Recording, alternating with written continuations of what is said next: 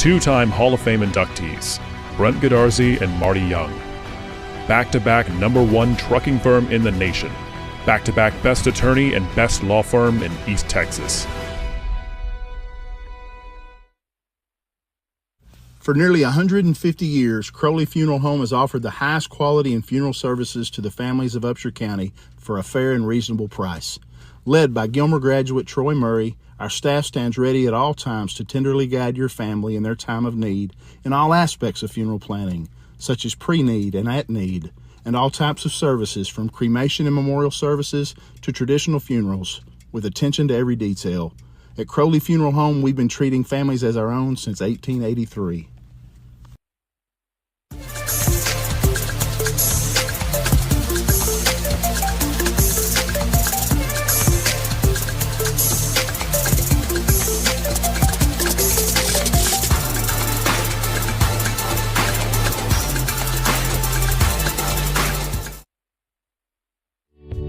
Gilmer National Bank is your hometown community bank, serving people in East Texas for over a century. We are your neighbors, friends, and partners in making this a great place to live. Our employees make us a special place to do business. We are there for you when you need us. Come by and see us and find out what makes people say, "That's my bank." Gilmer National Bank, an equal opportunity lender and member FDIC.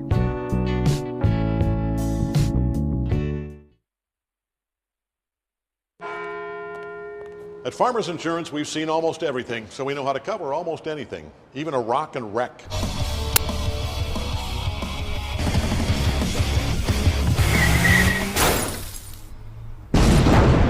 Yeah! He rocked and rolled right into it, but we covered it. At Farmers, we know a thing or two because we've seen a thing or two. We are farmers, bum bum bum bum bum bum.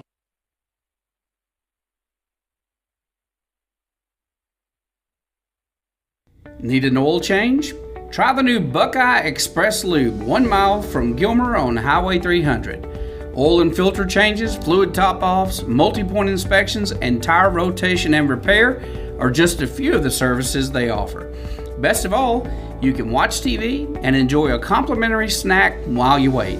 Jason Horton, a former Marine, thank you for your service, has over 30 years of experience in the business and guarantees the best service in town. Next time you need an oil change, think Buckeye Express Lube on Highway 300. At First National Bank, together we're better. We're a regional bank, big enough for all of East Texas, that cares and is invested in the people and communities we serve, with the strength and services to meet the needs of every customer, big or small. From business financing for big companies and small mom and pops to our family of personal banking customers. First National Bank of East Texas. Together, we're better. And we think that's kind of a big deal. When tragedy strikes, you don't want to be in a position where you're second guessing your lawyer's ability or the resolve to get you fairly compensated. When you hire Godarzi & Young, you know you're hiring a law firm that has nationally ranked settlements and verdicts. We have over 2 decades of experience holding 18-wheeler companies accountable for their negligent action. Don't make the mistake of hiring anybody else. Hire the best. Hire Godarzi & Young.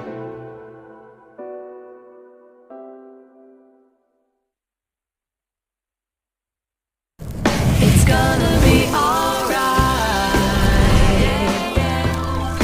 How can you tell? I feel it in my heart. It's gonna be okay. Juicy's Burgers, serving you for over 40 years.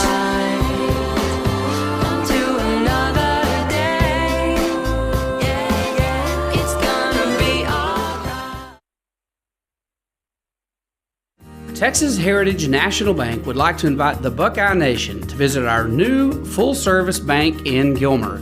We are conveniently located on Highway 271 and Redbud Street with a brand new facility ready to serve our friends and neighbors.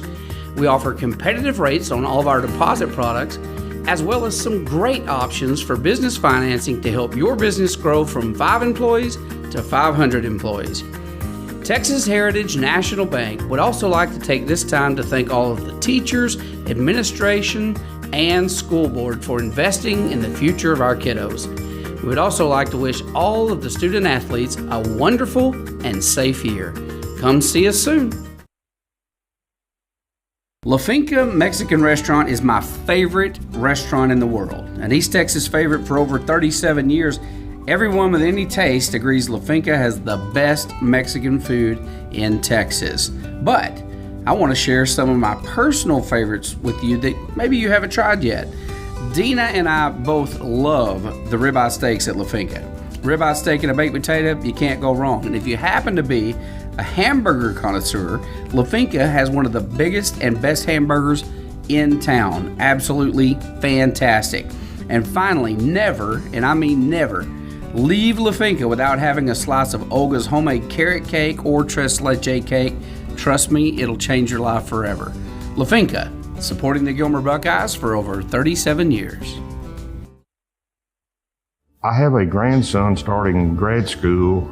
He was in need of a new vehicle, and their credit union service and rates were fantastic. Probably the least painful loan I've ever secured in my life. I even got a hug my first visit to the credit union. They're just wonderful people to do business with. You won't find a better bunch of folks.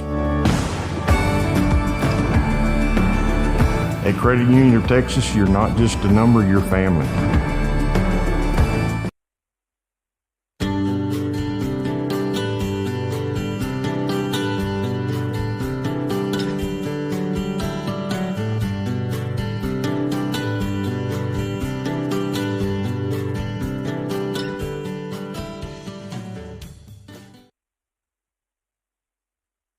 Chad Burkhalter and Gary Vestal are your Gilmer Edward Jones financial advisors.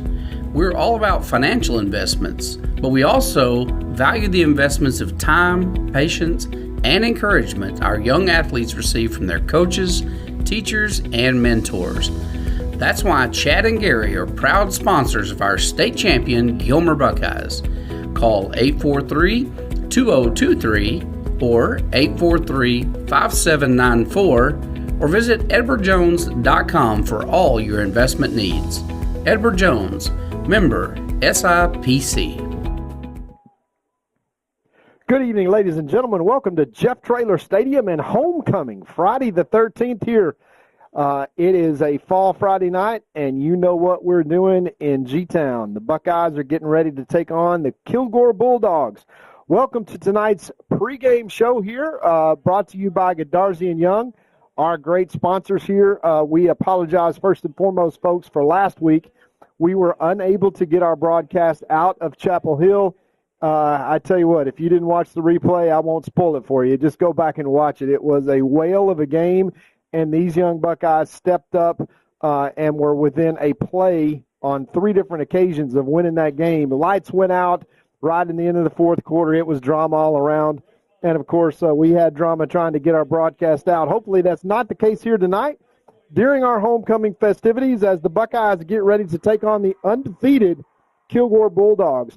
Kilgore started out the season taking out Carthage with a 20-15 win and then beat the White House Wildcats 27-7 last week. Of course, the Kilgore Bulldogs are a 4A Division I. Once again, the Buckeyes punching above our weight class.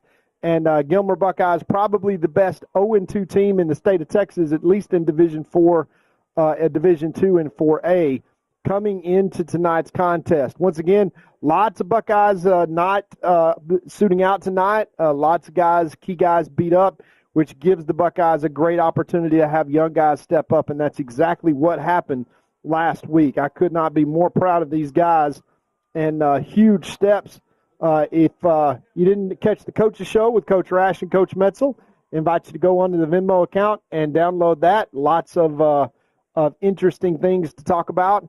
But the bottom line, folks, is these Buckeyes are improving steadily and at a pace that is, I think, much more rapid than any of us would have kind of hoped for, which is great. We look forward to more growth tonight as more young people our young players for the Buckeyes get an opportunity to step up, and a lot of guys getting healthy and starting to get back between now and district.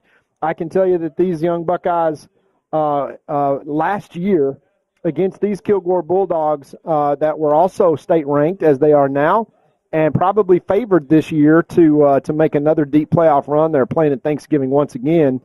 You remember last year to Eric Tate, the all-state wide receiver for the Buckeyes and defensive back, did not play and then was injured. And in that game, Mr. Brennan Webb got an opportunity to have his first start. And, boy, he had a whale of a coming-out party. And the rest was history, as that same guy was the defensive MVP of the state championship game. Tonight, I can tell you, there's probably 5 guys that we have eyes on, some of them that stepped up huge last week. Number 1, Alex Sims, running back, number 14. You look at the young sophomore that really stepped up for the Gilmer Buckeyes that we talked about a lot, which was Zayd Taylor as in the running back position. And then Solomon Jackson, number 17. We got all these guys back tonight from the state championship teams from 2004, 2014, and 2009 who are making their way tonight. You see these guys, and I can tell you they didn't look like this when they were playing on the state championship teams. A little bit hobbling now a little bit, but great to see all these Buckeyes back celebrating their championship seasons as we welcome back here for homecoming.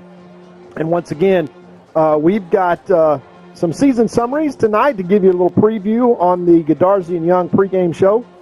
Kilgore, obviously last year, was 12-2, 6-0 in District 5A Division I regional finalists. They returned 24 lettermen. They have 5 offensive returners, 8 defensive returners, and that is the strength of this Kilgore team, is their defense. Players to watch: defensive back and running back Jaden Sanders. He's 6'2", 185. He is a 4'4" legitimate threat. We'll call his name a lot. Defensive lineman Willie Mitchell, 6'2", 245, 4'8". Defensive lineman Jackson Tucker Phillips, 6'2", 265, 4'8". Wide receiver Javon Towns, 5'9", 160. And the top juniors, defensive lineman Cameron Christian, wide receiver LaKillian Graves, and the top sophomore running back Rashawn Williams. So there are a lot of Division I prospects for this 2024 Kilgore version of the Kilgore Bulldogs. They're probably better than they were last year, and that's saying something, as they were the 5A Division I regional finalists. So as we look at Coach Clint Fuller, he's in his 4th season. They are 35-8 at Kilgore. They run, obviously, a multiple offensive formation and a 4-2-5 defense. So we'll see an even front. Last week against the Chapel Hill Bulldogs, these Gilmer Buckeyes did start a couple of freshmen on the offensive line, so got some valuable playing time, and the method to the madness as we will pitch it down very closely to the field. We are recognizing 3 special teams in Gilmer Buckeye football history. This marks the 20th, 15th, and 10th anniversaries of our first 3 state championship football teams. First up, yes, we are excited to have these guys back in Jeff Traylor Stadium. First up is the first ever state championship football team in Gilmer, Texas history. Here are members of your 16-0 2004 Gilmer Buckeyes.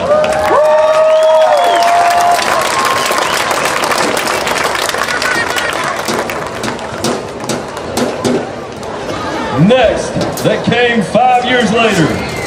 This team brought home the championship hardware after competing in the new big school bracket of the playoffs, and they finished with a perfect record of 15-0.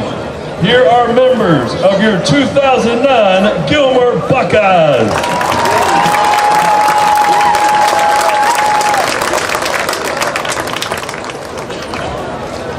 And finally, 5 years after that one, this team designated its season to the late Desmond Pollard and won, capturing the school's 3rd state championship. Your 16-0 2014 Gilmer Buckeyes.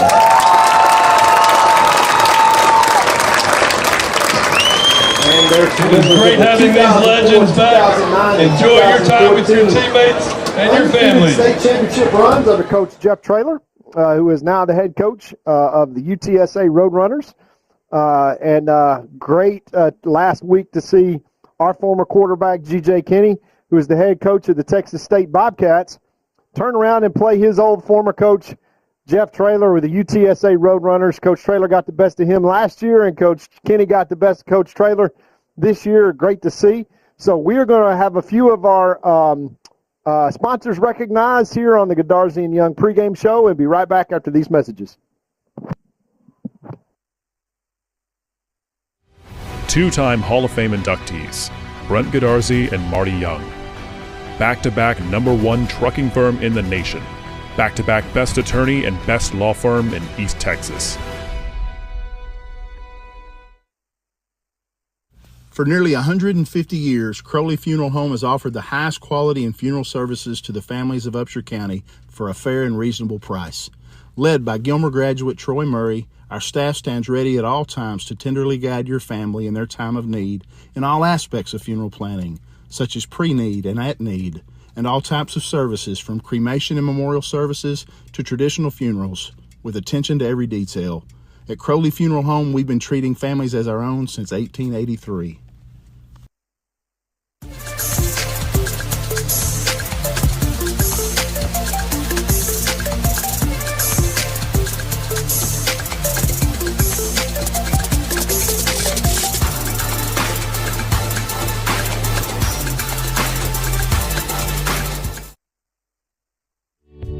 Gilmer National Bank is your hometown community bank, serving people in East Texas for over a century. We are your neighbors, friends, and partners in making this a great place to live. Our employees make us a special place to do business. We are there for you when you need us. Come by and see us and find out what makes people say, "That's my bank." Gilmer National Bank, an equal opportunity lender and member FDIC.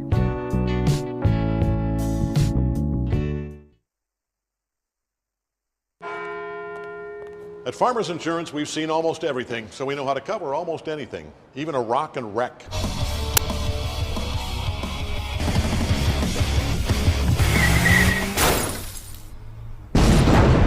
Yeah! He rocked and rolled right into it, but we covered it. At Farmers, we know a thing or two because we've seen a thing or two. We are farmers. Bum, bum, bum, bum, bum, bum.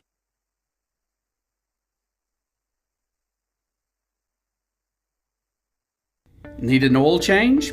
Try the new Buckeye Express Lube, 1 mile from Gilmer on Highway 300. Oil and filter changes, fluid top-offs, multi-point inspections, and tire rotation and repair are just a few of the services they offer.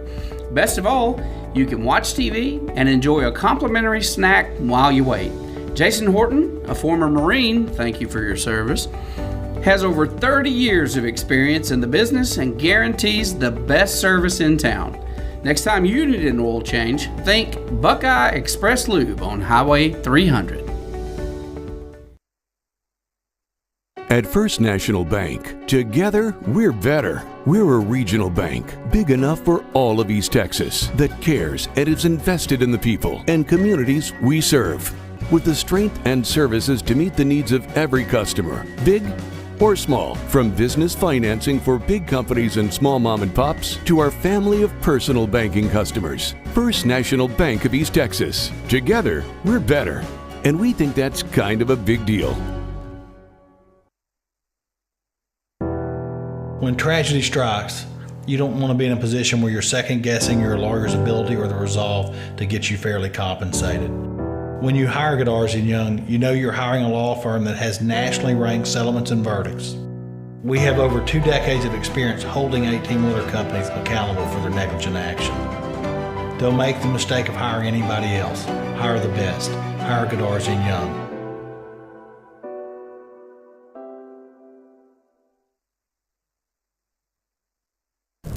It's gonna be alright. How can you tell? I feel it in my heart. It's gonna be okay. Juicy's Burgers, serving you for over 40 years.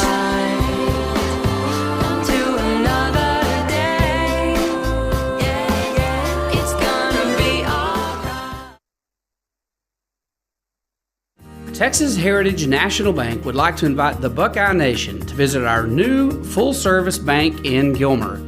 We are conveniently located on Highway 271 and Redbud Street with a brand new facility ready to serve our friends and neighbors. We offer competitive rates on all of our deposit products, as well as some great options for business financing to help your business grow from 5 employees to 500 employees. Texas Heritage National Bank would also like to take this time to thank all of the teachers, administration, and school board for investing in the future of our kiddos.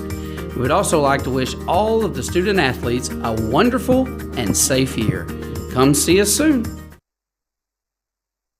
La Finca Mexican Restaurant is my favorite restaurant in the world. An East Texas favorite for over 37 years, everyone with any taste agrees La Finca has the best Mexican food in Texas. But I want to share some of my personal favorites with you that maybe you haven't tried yet. Dina and I both love the ribeye steaks at La Finca. Ribeye steak and a baked potato, you can't go wrong. And if you happen to be a hamburger connoisseur, La Finca has one of the biggest and best hamburgers in town. Absolutely fantastic. And finally, never, and I mean never, leave La Finca without having a slice of Olga's homemade carrot cake or tres leche cake. Trust me, it'll change your life forever. La Finca, supporting the Gilmer Buckeyes for over 37 years. I have a grandson starting grad school. He was in need of a new vehicle, and their credit union service and rates were fantastic. Probably the least painful loan I've ever secured in my life. I even got a hug my first visit to the credit union. They're just wonderful people to do business with. You won't find a better bunch of folks. At Credit Union of Texas, you're not just a number, you're family.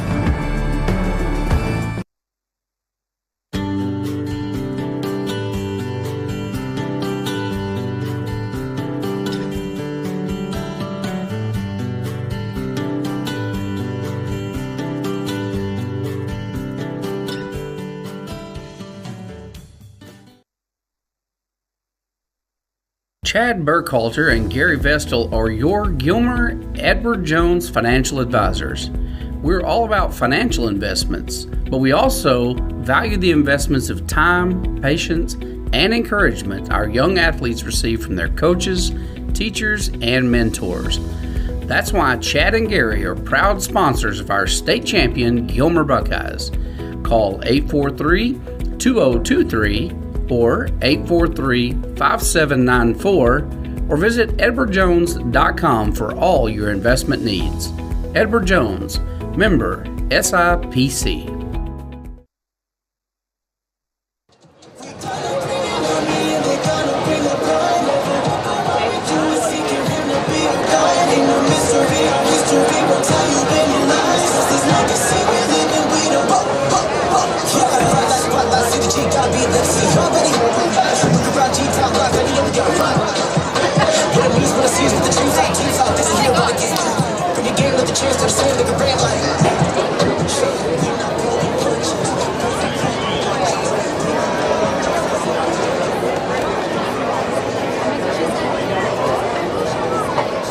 Ready to come out? Ready?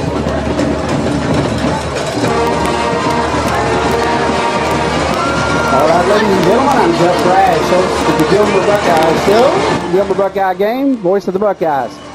We are here tonight in Jeff Traylor Stadium where the Gilmer Buckeyes are about to take on one of their arch rivals and nemesis, the Kilgore Bulldogs. The Division I school, Kilgore Bulldogs, against Division II school, the Gilmer Buckeyes. Both teams ranked among their own divisions in the top 5. Kilgore last year made a march to the state championship, fell short just before the state championship. And of course, last week's Chapel Hill game, they went on to the state finals to lose at the state championship game right before the Buckeyes won their state championship in Division II. So tonight is going to be a rematch. Last year, I felt like we were robbed a little bit. Todd Robinson joining me now. I felt like we were a little robbed of the victory at the last few seconds of the game where the almost Buckeyes... like last week. Yeah, that's kind of sounded like last week. Very familiar. I tell you, both Here comes the Buckeyes making their way to the stadium. Both years, Todd, last year and this year is very reminiscent. I had somebody call me this week. I had several people actually call and said, hey, how's the Buckeyes looking this year? And I said, same as last year. And they said, I'll take that. Let's go to the house. So rough start last year because we're playing big schools, punching out of our weight class. And then here this year, once again, doing nearly the exact same schedule. Yeah, it is the exact same schedule, Jeff, but just as tough, if not tougher, this year versus last year. One thing I can tell you that is a little bit different than this year is that I feel much, much better about where the Gilmer Buckeyes are now as related to last year in terms of comparison. And I mean, it's just not even close. No, we didn't look this sharp, which kind of gives a testament to how good these other teams, by the way, in Division I are. We didn't look as sharp as we did last week until game 5 or 6, in my opinion. And so we're going to pause here for the national anthem. We're going to throw it down to the screen where the junior ROTC will be posting colors at midfield, and we'll be right back to start the game right after this. Ladies and gentlemen, before we begin tonight's game, we ask that you join us in taking a moment of silence. Yesterday morning, we lost a valuable member of the Gilmer ISD family, Mr. Raymond Granville. For 20 years, Raymond served our Buckeye community with dedication and heart. We invite you to keep his family in your thoughts and prayers during this difficult time. Let us pause now to honor his memory.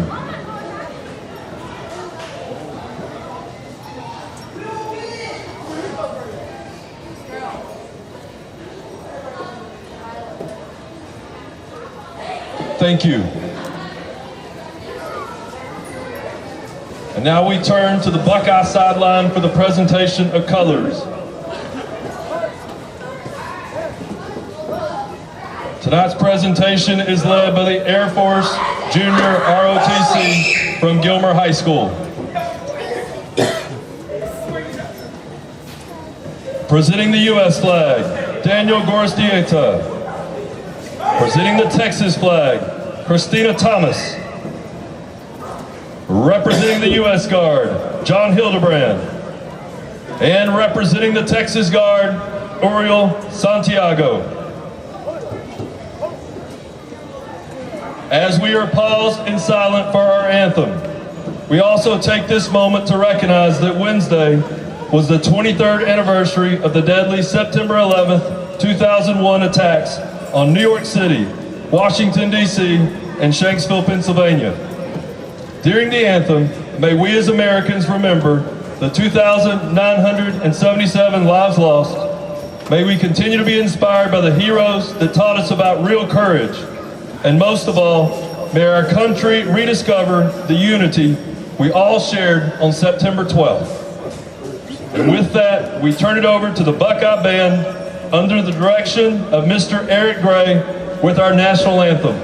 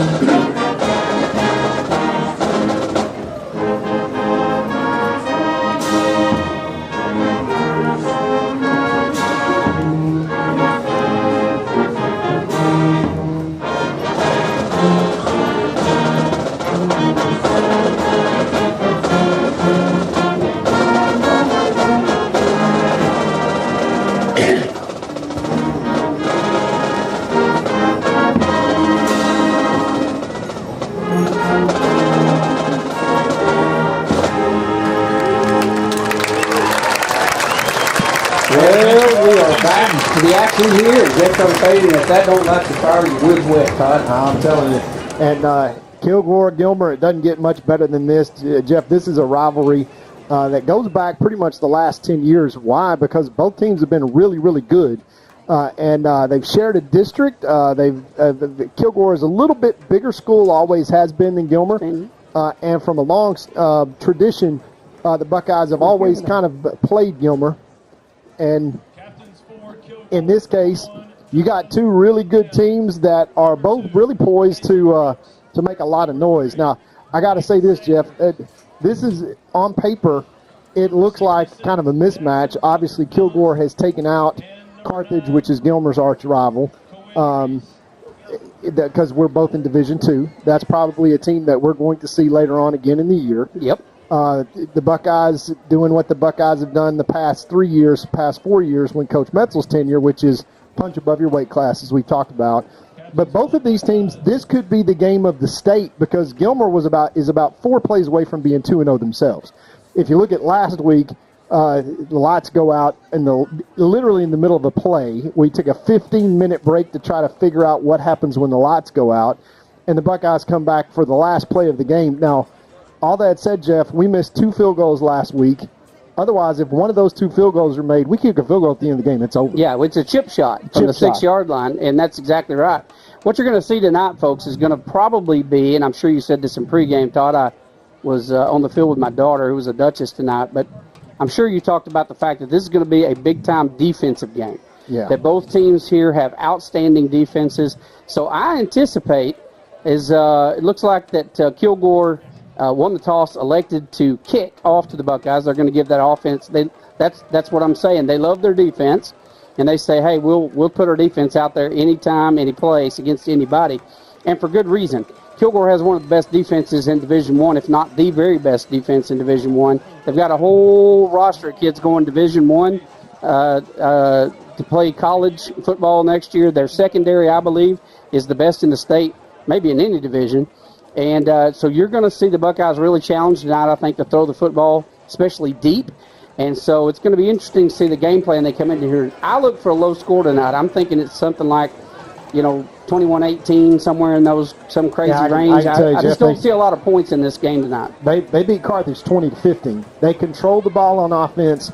They try to control the line of scrimmage. Their defensive front four, as you said, Jeff, is probably one of the most athletic defensive front fours in terms of their inside tackles. They're all 280 pounds. They all run under 5 seconds in the 40.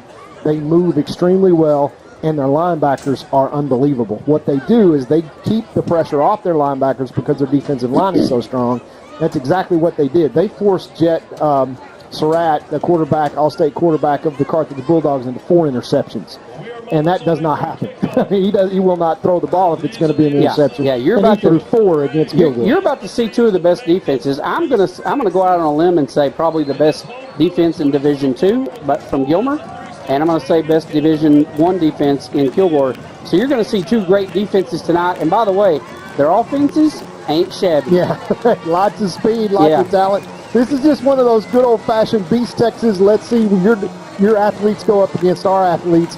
And although the Buckeyes still a far cry from full force, Jeff. So these Buckeyes that you see tonight versus the Buckeyes that you see 5-6 weeks from now in district play, 2 entirely different teams. But these young guys having a chance to step up is exciting. Let's kick it off and see where we go. All right, it's a short pooch kick, going to be a fair catch on the 36-yard line.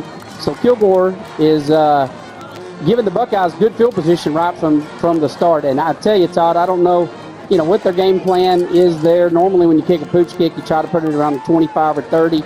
You don't want enough for them to have a return. But these guys are just so secure in this big defense that they've got that they say it doesn't matter where you start, we're going to hold you. That's their philosophy. Yeah, and obviously some key starters out tonight for the offensive line for the Buckeyes, so a real challenge. All right, motion, Brendan Webb. Here's the first snap of the game. He dumps it out to Brendan Webb, who dodges one would-be tackler and a second one and gets out just past the 40 to the 41-yard line.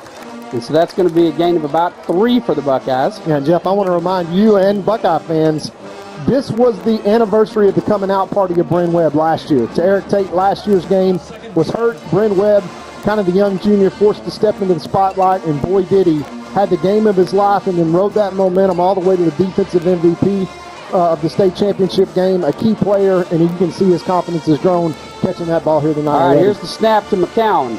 Drops back, fires one, got a man open for the first down, out past the 50 to the 48-yard line, and that ball is complete to none other than the G-man, Jeremiah Noble. Yeah, Jeremiah was really disappointed in himself last week. Had a real kind of off game from his standards. Had a couple of drops, but you know how skilled he is, and he showed that there as the Buckeyes moved the ball into Kilgore territory. 2 for 2 already. All right, 4 receivers out wide to the left. They're going to dump it out to the speedster, Trillian Butler, and Butler gets some good yardage. He picks up about 7 on that run. Maybe they're going to spot him at a good run for 8 there. Good blocking by those front receivers out there for Trillian. Yeah, and McCown getting rid of the football very quickly as he's learned to do up behind this young offensive line. With this young offensive line doing a much, much better job so far. Great job here tonight. Handoff up the middle. Butler gets the first down. Offense moving the chains against this big Kilgore defense. Looking good. I tell you, Brady McCown looks very relaxed back there tonight. You know, he's got a rocket arm, and last week we had some overthrows and a few things, and he looks very settled to me tonight, Todd. We'll have to see if he can do that throughout the entire game, but looking good. Dropping back, got plenty of time, goes for the long ball, and Jeremiah Noble cannot reel it in. Looked like interference to me by number 7, but they did not get the call. We'll take a look at it, let the audience decide. Yeah, as our replay, and we appreciate all the comments. As that ball went for a touchdown 2 weeks ago, and just tried to back shoulder Jeremiah, who almost made an acrobatic catch. But the Buckeye offense taking a shot there inside of Kilgore territory, brings up 2nd down and 10 from the Kilgore 36. Yeah, gutsy going deep against this big offense. Handoff, left side. Defensive line sniffs that one out quickly, drops him for a loss of a yard. That was Butler on the carry. It'll be 3rd and 11. Yeah, this is a big down here because if it's 4-down territory, watch the Buckeye offense trying to pick up 5 or 6 yards and give themselves a chance. This is just a tough part of the field when you're in 3rd and long situation. Trip receivers to the right. McCown drops back, trying to set up a screen, and they read that one from a mile away, and again dropped the Buckeyes for another couple of yards lost. So after a couple of 3 or so good first downs, Buckeyes looking at 4th and 13. So this will be interesting. They're out at the 39-yard line, so it looks to me like they're going to be going for it. Yeah, Caden Tennyson working his way back into the offensive flow and really playing a good role here as a outside receiver. Did the same thing last week and ended the game there with Chapel Hill. Cowan drops back, heavy pressure, has to throw it away, and that'll be turnover on downs. Kilgore is going to take over 1st and 10 from their own 39-yard line. And not a bad little march down the field there by the offense, but defense just held them up that time, and now the Kilgore offense is going to get a chance at that Buckeye defense. Yeah, and that's what you see, Jeff, is getting behind the chains is just kind of a death sentence to a drive. Is to start that drive, the Buckeyes were able to get outside and pick up positive yards and be in 2nd and 3rd and short situations.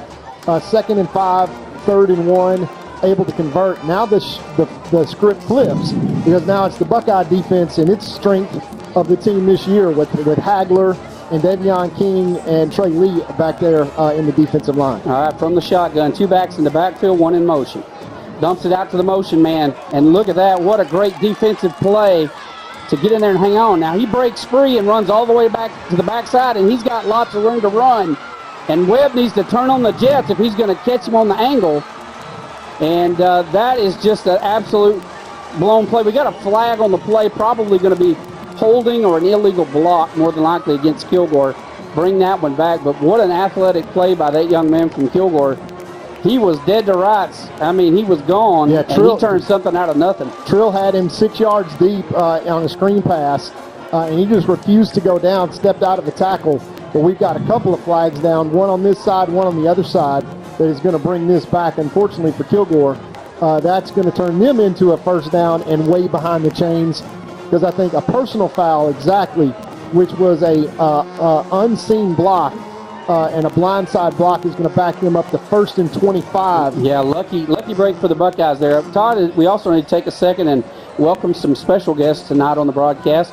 The city of Kilgore has picked up our signal tonight and is broadcasting this broadcast to the fans from Kilgore, so we would like to welcome them. We will warn you ahead of time. We are a hometown broadcast, and don't apologize for it. We're going to be rooting for the Buckeyes, but we root for all kids, for safety and for competitiveness. We just like to watch good football games, And we got two great teams here, so good luck to Kilgore tonight. Here's the snap, drop back, quick pass to the left side. Picked up a good 15 yards, back to the original line of scrimmage.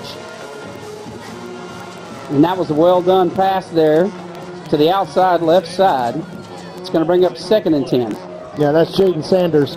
We talked about him a little bit in the pregame. He brings that back to a 2nd down and a little bit more manageable 2nd down and 10. But the athletes that Kilgore can put up and always have, Jeff, has just always been impressive. There is a long list, as there is in Gilmer as well, of these what we call Beast Texas athletes, as Coach Traylor kind of coined that phrase. And Kilgore's got a timeout with 8:34 left in their first drive, 2nd and 10. We'll take a brief timeout and come right back after these messages.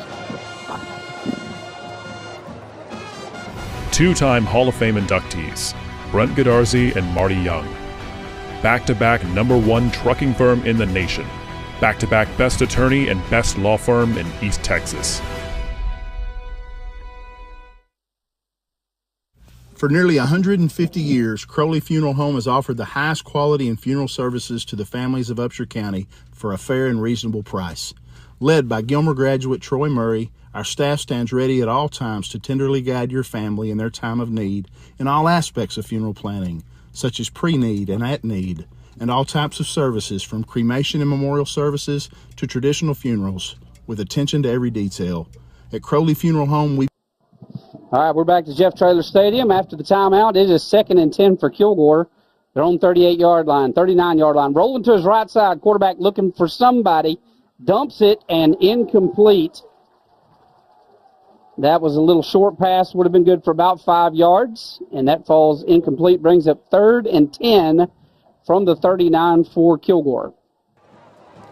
And now Kilgore's behind the chains, Jeff. So the Buckeyes can lay their ears back and try to get pressure on the quarterback. Obviously, he's mobile as well, as you see, and you just got to run fit this and make sure you stay in your lanes, because those dangerous athletes from Kilgore, if you give them space, sometimes a broken play is the most dangerous play you can have. You saw that earlier. All right, tight set from Kilgore. Motion, fakes the sweep, drops to his right side. Fires one downfield and unbelievably dropped again. That would have been a first down at the 50-yard line. And number 2 for Kilgore just cannot reel that one in. That was Brooks, the intended receiver. Ball just hits him right in the hands. That's two in a row. 2 drops with that uncharacteristic that you see from Kilgore. But both sides, both defenses managing to hold the other side.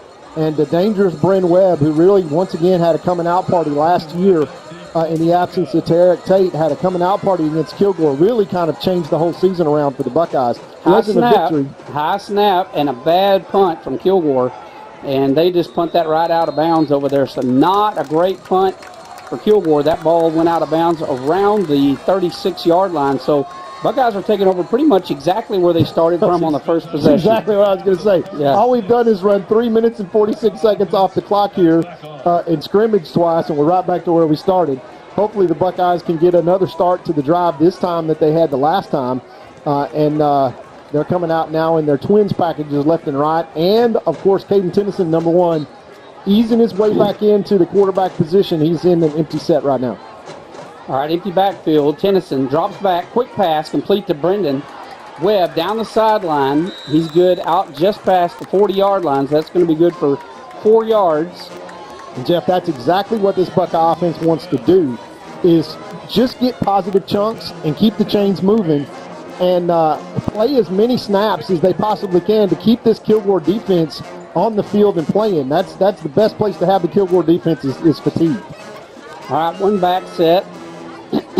Tennyson still the quarterback. Two receivers wide to the right. Sims right now, Jeff, at running back. He did such a fantastic job last week. Yeah, you talk about a coming out party. Sims is a powerful runner. He's been fun to watch. Caden launches one down the sideline. It's anybody's ball, and it's caught, but it's out of bounds. And so that was intercepted as it was underthrown, and the defender for Kilgore able to come down with it, but he was about a half a yard out of bounds, lucky for the Buckeyes. So that's going to bring up 3rd and 7. Yeah, that's the same thing that happened last week in Chapel Hill, Jeff. Caden just a little bit rustling in terms of getting that ball out, not just up, but out. Yeah, that ball had enough hang time on it. It looked like a great punt. And the Kilgore defensive back's going to make a play on it. We got empty set again. Watch for Caden to maybe run it. All right. Quarterback draw up the middle. Got positive yardage, dodging tacklers. Gets out past the 45-yard line. He's going to be just shy of the first down marker, so he's going to be about 4th and 1, as he just couldn't get to that marker there, and it looks like Buckeyes are going to punt. Yeah, you can kind of read the minds of the offensive staff for the Buckeyes, knowing that if they go empty set and have Caden back there, you got dangerous wheels, and they used it that time. But the Buckeyes with this great punter, Pate, who just put 3 kicks last week inside the 5-yard line, he's got a massive foot. And as well as this defense is playing here for the Buckeyes, Jeff, it's working out just like you called it. Low-scoring game here tonight, halfway through the first quarter, 0-0. All right, good snap. Pate's got the ball. Low kick, big bounce. Ball's bouncing. Number 1 picks it up, and he is hit instantly by the Buckeyes on the 15-yard line. So no return by Kilgore, and Buckeyes kind of planted them deep in their own territories. 1st and 10 from the 15 for Kilgore. Yeah, number 1, Javon Towns. That is a smart play on his part, Jeff, fielding that ball. That was going to bounce inside the 5. Yeah, that would have been down there. It took a what I call a shortstop hop up to him, and he knew he was going to get hit. I mean, literally milliseconds after he fielded that ball, he was wrapped up. But he saved his team about 10 yards, which is a first down, and that is a huge play. So kudos to him for fielding that ball. That's high football IQ. Brisbane tried that last week against the Buckeyes and muffed it, and the Buckeyes were able to pick it up right there, about the same yard line. I'm telling you, it takes guts to be able to know you're going to get hit and still scoop up that ball. Yeah, you're going to be a hero or zero on that one. Handoff up the middle to the back. He's got room to run. Breaking tackles in pursuit. First down plus 10. Nice run there by the back up the middle, who cuts out to the left side. Yeah, Jeff, he is a talented running back, but he runs through contact. The Buckeyes had him dead to rights with defensive penetration. Tyler Hagler had his big paws on him in the backfield, but he kept his knees moving and just ran through that tackle. So the defensive front winning the battle for the Buckeyes. They lost the war as the defensive secondary was not really prepared to make the tackle and turned that into a first down for Kilgore.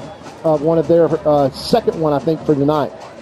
All right, one back in the backfield from the shotgun. Kilgore looking at 1st and 10. Ball on their own 36, and they're going to blow that dead. More than likely going to be an illegal procedure against Kilgore. That would be my guess. Delay a game. It's delay a game against Kilgore. We saw a couple of those last week, didn't we? We did. And pre-snap penalties in a game like this, Jeff, just kill you because it creates behind-the-chain situations where you've got first down and more than 10. That means that your yards per play average is going to have to come way up to be able to move the chains. So some self-inflicted wounds for the Kilgore Bulldogs, helping the Buckeye defense out there as that was going to be a big play, but they didn't quite get it off in time. All right, 2 backs in the backfield here. 2 receivers right, 1 to the left, man in motion. Running for his life to the right. Quarterback's going to tuck it and run, try to get some yardage. He'll run out of bounds around the 32. He ran a long way to get 2 yards. That is it looked like he was running the third leg on the sprint relay. He ran all the way around and made the corner and got a yard and a half on that. It's going to be 2nd down and 14 now. And again, that's exactly where the Buckeyes want to be with now 6 minutes and 4 seconds left to play here in this first quarter. Scoreless, and you can kind of tell the powder keg is both teams. You just get the feeling with all these athletes, they're just waiting to bust out, and the defense so far is playing a good role. All right, quarterback drops back, inside slant pass. Broke that one, headed to the house, and he's going to take this one all the way. You just said it, Todd. Waiting for that powder keg, and there it was right there, just a simple inside slant from Kilgore, and they're able to capitalize and take that one all the way to the house. Well, it's just getting blocks as we see the sprint. Looks a lot like Tarek Tate from last year, running down the field with nobody that's going to catch him. That is number 3 for the Kilgore Bulldogs. Once again, that's Javon Sanders, the same guy who fielded that punt just a second ago. He's not scared of contact, but the Buckeyes have got to get off blocks and tackle these athletes as the extra point is up, and it is good. And Kilgore takes a 7-0 lead so far here in this ball game with 5:52 left in the first quarter. We'll be right back after these messages. Treating families as our own since 1883.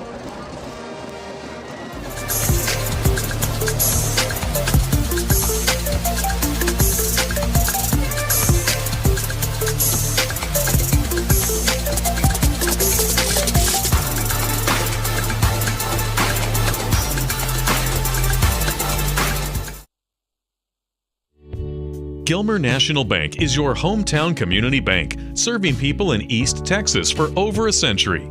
We are your neighbors, friends, and partners in making this a great place to live. Our employees make us a special place to do business.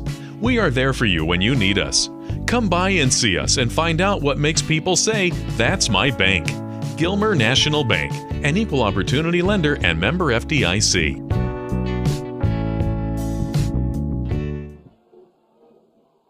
Back to the action here in Jeff Traylor Stadium as a 67-yard touchdown screen pass scamper from Sanders tilts the scoreboard in the Bulldogs' favor early in this contest. 5:52 left to play in the first quarter. And the Buckeyes did a good job. 3 plays backwards for Kilgore and then the one giant play forward. And you kind of felt it coming, Jeff. Didn't mean to be prophetic there, but you just can't keep these kinds of athletes on both sides of the ball for both teams. You're going to have a couple of those tonight. You just hope that most of them go the Buckeyes' way. All right, big, deep kickoff, fielded on the 10-yard line. And that is, I believe, number 15, Ector, going all the way across the field and up the sideline. Get some yards. Talk about running a long way for some yards. And Buckeyes are going to take over in pretty decent field position. Looks like they're going to put the ball on about the, I'm trying to see where they're going to mark it. It's going to be about the 28-yard line. And Jeff, for the Buckeye offense, they've got to do things to just loosen up the Kilgore defense. If these guys with their athletes get coming downhill, it's going to be a long night behind a young offensive line for the Buckeyes running the football. So it's almost strategically they got to pass to run, not run to pass, which is kind of usually the formula. All right, quick pass out to number 17. That's Solomon For the Jackson. Buckeyes, that's Jackson, who had a clutch first down. I think it was 4th and 10 last week. Kept the drive alive for the Buckeyes, kept hopes alive for them. And he's able to pick up about 3 yards on that reception. That'll be 2nd and 7. Yeah, that's the grandson of Coach Henry, Coach Beal, James Beal, legendary coach here in Gilmer, and Jeff, our coach as well. Miss Coach Beal. All right, here's the snap. Cowan batted down. He had big number 56 come across, or maybe 66, come across his face, and he put it up wisely and just let it bat it down. So 3rd and 7. The Buckeyes need to convert here to keep the chains moving. Kilgore seems to have a little bit of momentum here, but the Buckeyes content to do what they did in that first drive where they got a couple of first downs, Jeff, and keep the ball outside of their receivers. Now they're forced to go down the field deep in their own territory. They're going to have to get somebody out behind the sticks out to about the 40-yard line to convert. Takes the handoff, looking to pass, fires a bullet, got a man open. Jeremiah Noble breaks tackles. Up the field he scampers to the 40, jumps over a man down to the 35-yard line. What a absolute athletic play by Jeremiah Noble. As he went airborne for an extra 4 yards. You can see him break away down the sideline and then just hurdles for another 4 yards. The G-Man showing his athletic ability there. He's one of the best athletes pound for pound pretty much that Gilmer's ever had. And a critical piece of the puzzle here for the Buckeye offense. Man in motion. It's Solomon. Puts one out, and that is just evidently some confusion on the play call as McCowan just throws that one away. Bring up 2nd and 10. Yeah, well, that's one of those wasted plays, Jeff, that the Buckeyes cannot afford to waste. And McCowan does a great job understanding that the play is a bust. and generally speaking, the difference between he and Caden Tennison, Caden would have pulled that down and run with it. McCowan looks at it and goes, "Hey, look, I'm just going to get rid of the football. Throwing this away." And but there was a cheerleader wide open, and he got it. He got the ball all the way across the field. All right, Buckeyes shifting in tight, one wide out to the right. Takes the handoff, and again, just a miscommunication on the patterns as McCowan pulls up and just throws to nobody on the right side. So we just got some confusion. Everybody looking in the down, play call. Everybody looking down at the wristbands like, look, Yeah, guys, we got a misprint. Yeah, we don't. It's not on the wristband. You got some smart kids in Sims and McCowan looking back at the sideline and saying, "Hey, we ran the play that the wristband called." Well, that was a new play. We hadn't seen that before, and evidently they haven't either. Yeah, there was nobody there. And it brings up 3rd down and 10 now as the Buckeyes take the big play from Jeremiah and looking at 4-down territory. So with 4:21, as a matter of fact, we've got a penalty. And that was a delay of game as the Buckeyes unable to get the call in. So some stuff breaking down on the sideline there uncharacteristically for the Buckeyes. Brings up 3rd down and 15. Well, that may be why he threw that away, just trying to get the snap off. Yeah. 3rd and 15 for the Buckeyes. Looking downfield. Got a man. Can he reel it in? Wow. That is the G-man once again, and a dime by McCowan. Jeremiah on fire tonight. That is a 1st down for the Buckeyes, and that is a dime from McCowan. Moving the chains for the Buckeyes, 1st and 10. What a catch. Yeah, and that was just a rocket out route from McCowan to get that one into a really tight window. Well covered by the Bulldogs. But it didn't matter on that one. McCowan just rocketed that into a very small window. And we got a timeout with some confusion going on here. Yeah, and Kerry Lane not happy coming out on the field as he sees another set that was about to be blown. And he's expressing his frustration, let's just say it that way, on the field at the offensive squad right now. Let's take a quick timeout. We'll be right back. At Farmers Insurance, we've seen almost everything, so we know how to cover almost anything, even a rock and wreck.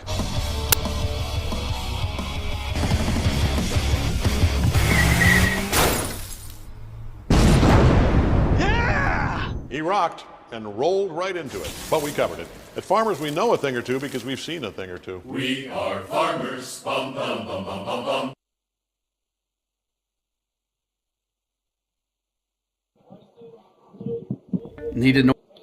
All right, we're back to Jeff Traylor Stadium where the Buckeyes forced to take a timeout that they did not want to.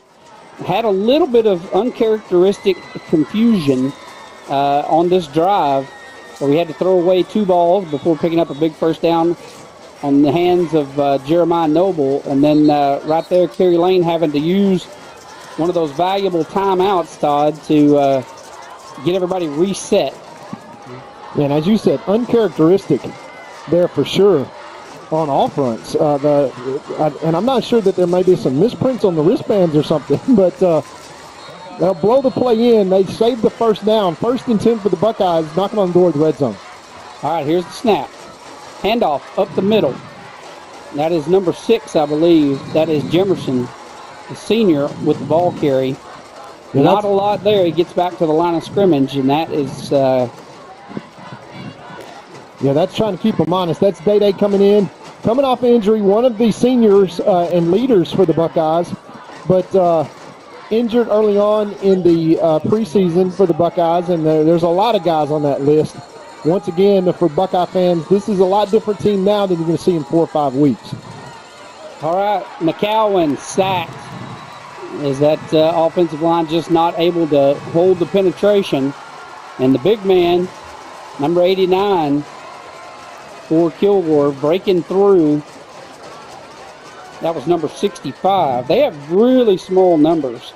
That was Cameron Christian. No, those are normal size numbers, Jeff. They're just on really big dudes. Okay, well that could be the case.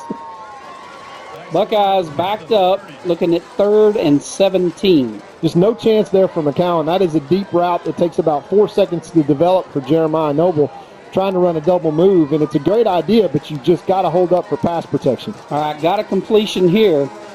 All right, they put it up, going for the end zone. It's Webb. and it hits the back of the defender, and that was just extremely well defended right there. He never even turned to look for the ball, but he made sure he was in the right place at the right time, and just does a tremendous job there of hits him right in the helmet. That may have been some interference there that didn't get called, as he didn't turn around, and there was some contact made beforehand. That's going to bring up 4th down for these Buckeyes, who are probably going to take another shot, Jeff. We got to get all the way down to the 13-yard line, or it might be a quick kick. We don't know what we're going to see here. Yeah, now they're not quick kicking here. They're going for it. They're going to play aggressive tonight. Dropping back, going for the end zone again. He's got a man open, and he drops it. Unable to reel it in. That was intended for number 17, Solomon Jackson. And the Buckeyes, unfortunately, he had a clutch catch last week, as we said, just unable to pull that one in on the run. That would have been 6 points for the Buckeyes. Yeah, that was well thrown, only where Jackson could catch it. And he got there and got his hands on it, but just unable to make the play. And that's what these games are for right now, Jeff. It's pre-district, and obviously there are a lot of guys that young guys that are going to have an opportunity, like Solomon Jackson. And as you said, for 2 straight weeks, he's really stepped up late on some 3rd down catches and had an opportunity there. I'm sure he'd like to have back. All right, Kilgore sends a man in motion, pitches it, sweep around the left side, cuts back up the middle, spins out of a tackle. Nice run there for 9 yards. They're going to spot him at 8. That's a jet sweep. He just puts his foot in the ground and takes the cut. And just some wide open spaces there for the Buckeyes on the perimeter as the Kilgore Bulldogs do a good job blocking that up. And that's the kind of 1st down plays, Jeff, that the Kilgore Bulldogs want to see, where they pick up 8 yards and have been 2nd and short. Now they can take their shot and feel comfortable about still being able to move the chains. These are dangerous downs for the Buckeye defense. 2 receivers wide left, 1 to the right. Got 1 back in the backfield. Here's the snap. Drops back, looking down his left side, throws a fly pattern, and he goes up and pulls it down. What a great catch. Butler, the defender for the Buckeyes, just not able to bat that one away. Hey, he jumped too early, Jeff. You see, he's got his hands and his eyes right where he needs to be. He sees the ball, but he just gets body blocked by the receiver doing the best job there, using his body, and that is to take the shot down the field on 2nd and short that we just talked about. And difference between this game right now, Jeff, is just Kilgore has made the big play, and the Buckeyes have not made the big play. As you saw, a drop in the end zone for the Buckeyes, and that catch was just made. Gives them 1st down and 10, knocking on the door of the red zone. And off up the middle, Buckeyes do a good job swarming it, holding him to about 2 yards there. I tell you, Todd, I think you'll agree with me, maybe. But I believe we predicted this last year. We got lucky, I guess, or we're correct. I don't think it was a hard prediction. But I think you'll see either Kilgore or Chapel Hill face off again to see who goes to the state championship game. And it could go either way. Oh, yeah. Either one of these teams will play for the state championship, I feel like, this year in Division I. Yeah, of course, we see the 2 big Division I commits to Texas and Baylor last week, and the Buckeyes did a great job. Dropping back, going for the end zone. He's got him, but it's out. Lucky break there for the Buckeyes. Nicely thrown ball. And I tell you, Todd, lucky for us, if you're a football fan, last week you got to watch a state championship level game, and you're getting to watch another one this week. You don't have to wait for week 16. You're watching 2 state championship contenders go at it. I really wish that the Buckeyes had the team on the field that they're going to have 10, 12 weeks from now. I'd like to have all the I'd like to have all the horses players, and everybody back, as the Buckeyes probably will rolling into district. So for Buckeye fans, hey, you got an opportunity right now for a lot of young guys to develop and step up. Yes, you do. And they certainly did last week against Chapel Hill. Absolutely. I think they'll do it again tonight.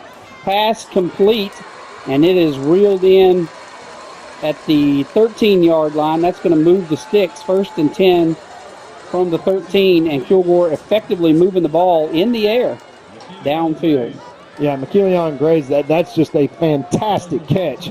He's about a 6'2" wide receiver, and he climbed the ladder, and that looked like a Tate catch right there to move the chains once again on 3rd down. Huge opportunity, Jeff. Once again, Kilgore Bulldogs athletes makes the play, and they keep the drive alive. And a chance to take a chokehold on this game here inside the red zone. A pick would be great right here, but I'll take a fumble. Handoff around the right side. Great defense there by the Buckeyes. And good pursuit. I believe that was McDonald, the 26. Number 26, you see him everywhere, Jeff. He is such a great football player. Yeah, he is a great tackler.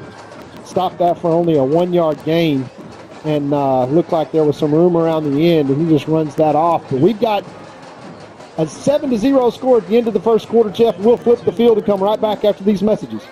Change? Try the new Buckeye Express Lube, 1 mile from Gilmer on Highway 300.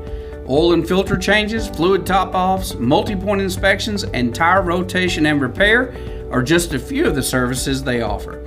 Best of all, you can watch TV and enjoy a complimentary snack while you wait. Jason Horton, a former Marine, thank you for your service, has over 30 years of experience in the business and guarantees the best service in town. Next time you need an oil change, think Buckeye Express Lube on Highway 300. At First National Bank, together we're better. We're a regional bank, big enough for all of East Texas, that cares and is invested in the people and communities we serve. With the strength and services to meet the needs of every customer, big or small. From business financing for big companies and small mom and pops to our family of personal banking customers. First National Bank of East Texas. Together, we're better. And we think that's kind of a big deal. Back to the action here, and after 1 quarter of play, the Kilgore Bulldogs lead the Gilmer Buckeyes 7-0. Not a lack of opportunity, as it's been a really close game. The Buckeyes have a drop pass in the end zone that would have tied this game up. Instead, they turn it over on downs.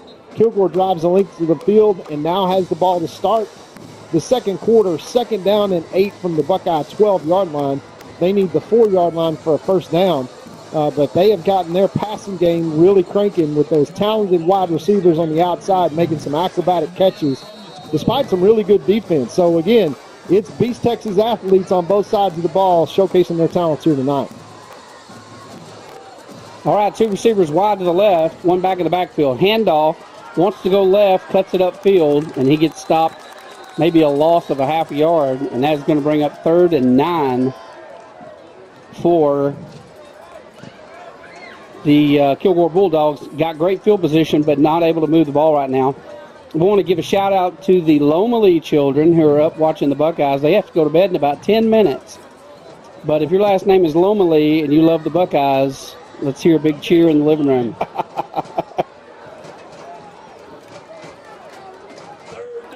I wish I could go to bed in 10 minutes. All right. 1 back in the backfield, 1 receiver wide to the right. Here's the snap. Handoff. Nope, quarterback keeps it. Rolls to his right. In trouble. Sack. And that is going to be number 45 for the Buckeyes. That is going to be, I don't have a 46. That's Jeff Bates. It looked like a 45. We don't have one. Yeah, Bates makes a great play. Bates has done a good job this year already defensively. Big, strong kid. Over on the left side does a great job of not letting that very slippery quarterback, who's got some wheels. And Kilgore has a left-footed kicker. Buckeyes blocked a couple last week. We got a low snap. They pick it up, field it, and it is good. So that is 3 more points on the board for Kilgore. So that's going to bring the score 10-0. Kilgore leading the Buckeyes. We'll be right back. When tragedy strikes, you don't want to be in a position where you're second-guessing your lawyer's ability or the resolve to get you fairly compensated. When you hire Goodars & Young, you know you're hiring a law firm that has nationally ranked settlements and verdicts. We have over 2 decades of experience holding 18-wheeler companies accountable for their negligent action. Don't make the mistake of hiring anybody else. Hire the best. Hire Goodars & Young.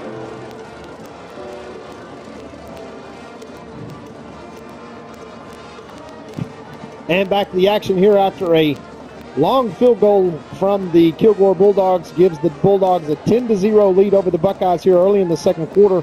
Scout Team Players of the Week on offense, Taj Bush. On defense, Keithan Brooks. We so much appreciate those guys and their efforts. And like we say, the program is service over self. And for those guys, they personify that and recognize the scout team players of the week. And Jeff, this is one where you've got some dangerous guys back in the back field to collect this kick. And special teams may play a role here. That's a 70-yard drive to complete that field goal after a couple of those long passes. Once again, the athletes for Kilgore just making the plays, and for the Buckeyes yet to have a breakout play. Let's see if that changes here on this drive. All right, here's the kickoff. It is going to be another short pooch kick, fielded on the 23-yard line, cutting up the middle, lowering his head, driving for extra yards. He's going to make it out to about the 35-yard line. The Buckeyes are taking over once again in good field position. And that's Alex Sims, who is the running back for the Buckeyes, not afraid to take that. And once again, the average field position has got to be the 35.5, because every drive for the Buckeyes has started right there, as they are right in front of us here heading the opposite direction. Let's see if heading south here for the Buckeyes will be some better luck with 10:21 left to play here in this first half. And Tennyson back in at quarterback. Empty backfield. 3 receivers right, 2 to the left. Quarterback keeper up the middle. And I'm sorry. And that wasn't Tennyson. That was actually, is that Caden? No, that's Zayden? Yeah, that's number 18. Walker. No, that's Zayd. 19. That's Zayd Taylor. That's yeah. Zayd Taylor, yeah. Hey, we talked about this last week, the fact that he's a quarterback. I told you last week I'd love to see him in a quarterback. This guy's an athlete. Yeah, I'm going to tell you, run. he had some great returns last week, if you'll recall, on the kickoff team. So they like giving him empty set. Again, high snap. He keeps it, goes up the middle. Look at this guy, all the way out to the 50-yard line for a big first down after a 10-yard run. And that's the kind of stuff this guy can do. He is a wildcat, and he can also throw the ball. Yeah, he can throw it, he can catch it, he can run it, and he can tackle. He is a sophomore, Jeff. And he is an athlete. He is electric. Yeah. He is an athlete. The future is bright in Buckeye land. All right, here he goes. Dumps a quick one out to the left side. And that's going to be good for about 3 yards. Yeah, I like seeing Zayden at quarterback. I like that. I hope we see a lot of that this year. Yeah, we got a flag down, and that is Trey Lee over there blocking. Let's see what that call is, as it is after the whistle call, after the Buckeyes have got a little momentum offensively. Hopefully that doesn't go against the Buckeyes as Trey comes jogging off the field. But Trey Lee, you talk about a big boy. Yeah, and he's still growing. Yeah, that's unbelievable. So I am too, just the wrong direction. Well, lateral growth doesn't count. Yeah. I intended to go vertical. All right, I've got a personal foul against the offense.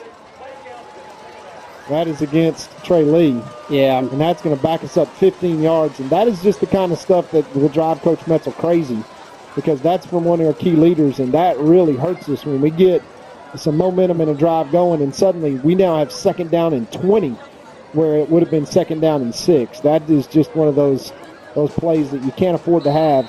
Not against a team like Kilgore. No. All right, here's the snap. Quick pass. Ector out of the backfield. Gets upfield. Gets some positive yards.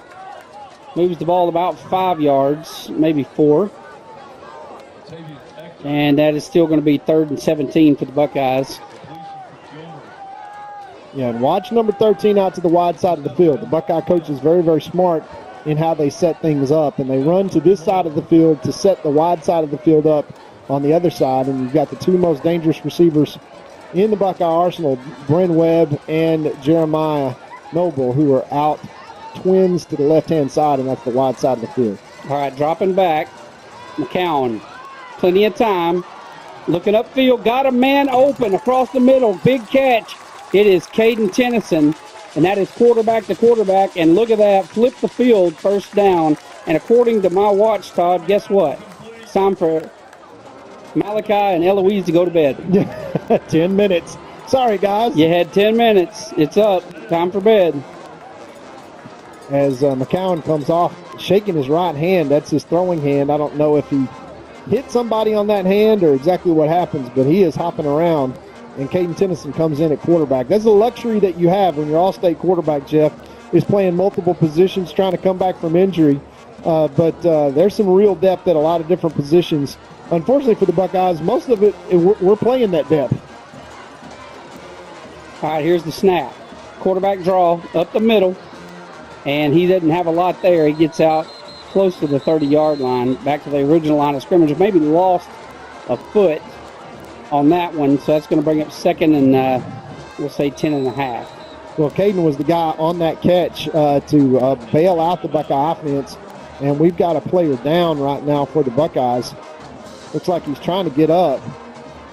That's one big of number 50. That's who we do not lose. Yeah, that is one of our offensive linemen that goes down, and that's one of the positions, Jeff, that the Buckeyes put in a real bind. I mean, you've got several very, very key all-state performers that have been out on the offensive line for the Buckeyes, forcing them to play some freshmen last week, and that's not a bad thing because they played great. Off, and it's going to pay off later, I'll promise you it will. Chance not only to develop, but you're developing against state championship caliber competition right now when the games really don't matter.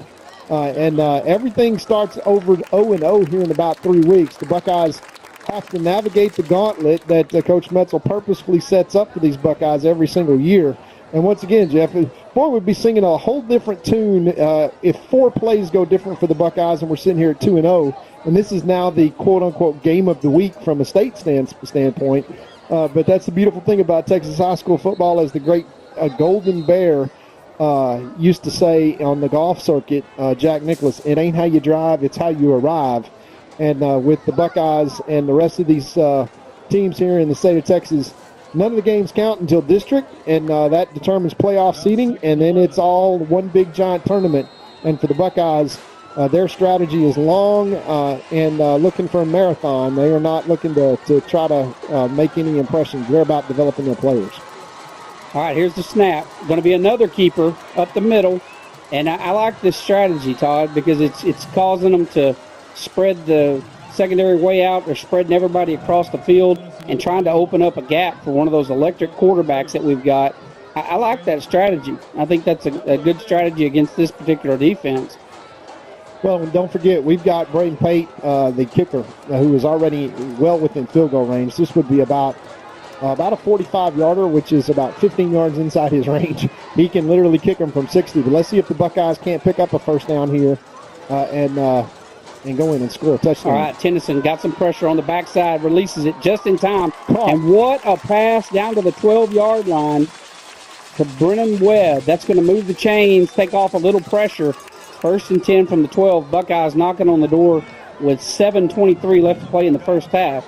Trailing Kilgore by 10. Van leading Lindale 7-3, Jeff. Another one of those rivalry games over there close to Tyler.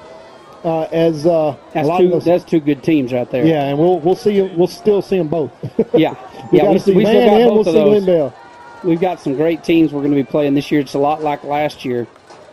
All right, Sims goes in motion. Quarterback keeper up the middle. Look at him bouncing to the right side, finding the gap. This is how we won state last year. You see Tennyson doing what he does best, down to about the 6-7 yard line. Yeah, that's great patient running from Caden there. Moving the chains, 2nd and 3. That's exactly what you want to see if you're these Buckeyes. But they can bring in, Jeff, the kind of the beef package. Now, not all the beef is in this refrigerator right now. Yeah. So a lot of the big beef. Wait till you see what our offensive line looks like in a couple of weeks. Yeah, exactly. Just wait. About 3 weeks. The beef package is on the way. Handoff up the middle. 14. Sims lowers his head, gets to about the 2. They're going to spot him on the 3. That's a first down and 10. First and goal now for the Buckeyes. They move down to the 2-yard line.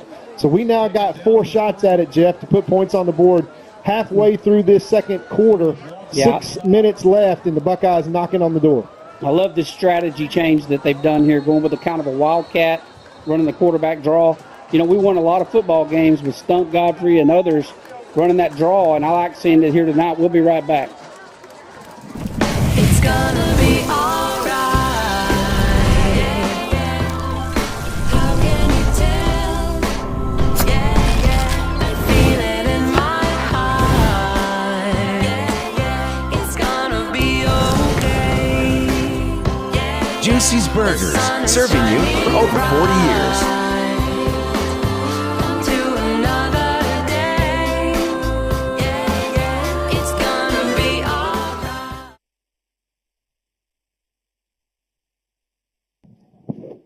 We are back here in Jeff Traylor Stadium.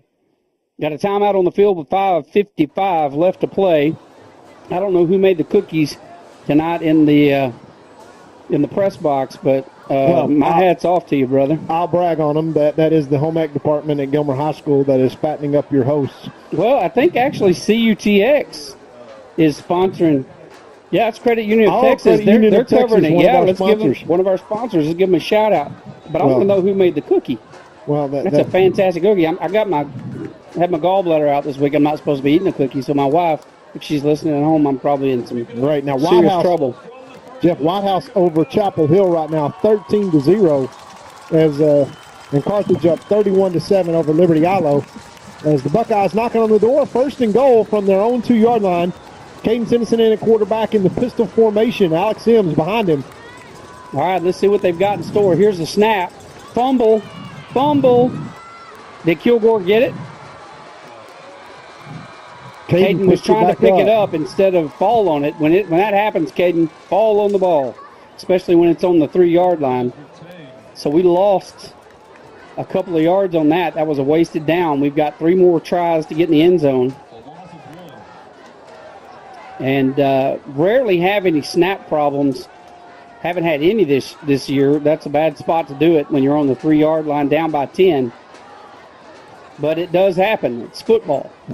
Well, the other issue, Jeff, is that our new center, who is his first game in varsity, number 70 for the Buckeyes. Done a great job here tonight so far. Is now in the game. And Chance Walker done a great job as a backup. We are going to have a timeout. As the Buckeyes try to regroup in a must-score situation with 5:11 to play here in this first half. We'll be right back. Texas Heritage National Bank would like to invite the Buckeye Nation to visit our new full-service bank in Gilmer.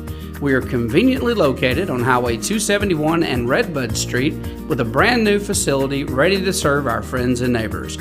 We offer competitive rates on all of our deposit products, as well as some great options for business financing to help your business grow from 5 employees to 500 employees. Texas Heritage National Bank would also like to take this time to thank all of the teachers, administration, and school board for investing in the future of our kiddos. We would also like to wish all of the student athletes a wonderful and safe year. Come see us soon. Back in Jeff Traylor Stadium as the Buckeyes take a timeout, realizing with 5:11 left on the clock that we have to punch this one in. It is 2nd and goal. Ball is it's just inside the 5. And you know that Kilgore is fixing to lay their ears back and try to come for this one. They'd love to hold the Buckeyes 3 times right here. First down was a fumble. Caden Tennyson in at quarterback. Sims at the running back position. So you got 2 very capable runners in the backfield, as well as Caden's capable arm passing. So this will be an interesting call right here. Rolling out to his left side, and he is in trouble, going to get dropped for a loss of 3. They were going to try to throw an out route. Yeah, that was an RPO. It was a run pass option. Yep. And the linebacker from Kilgore basically just shortened that down on the short field, able to kind of tackle one of our inside guys that never got out onto the route. Well, that's number 0 for the Buckeyes. That's Braden Pate, who normally is playing linebacker for us. And, Todd, I sent several trick plays to Coach Metzel this week on video. So far, none of them worked so far. I said, I want to see one of them Friday night. And he said, then pull out your phone and watch it when you get to the game. He evidently didn't like them. Here's the snap. Dropping back, quarterback keeper up the middle, lowering his head, got back inside the 5. The scrum pushing him forward. Look at this. They may go all the way to the end zone. And he fell in the end zone. Look at that. Buckeyes. That young freshman, that young, very young offensive line just pushed back one of the best defensive lines in Division I 5 yards to get the touchdown.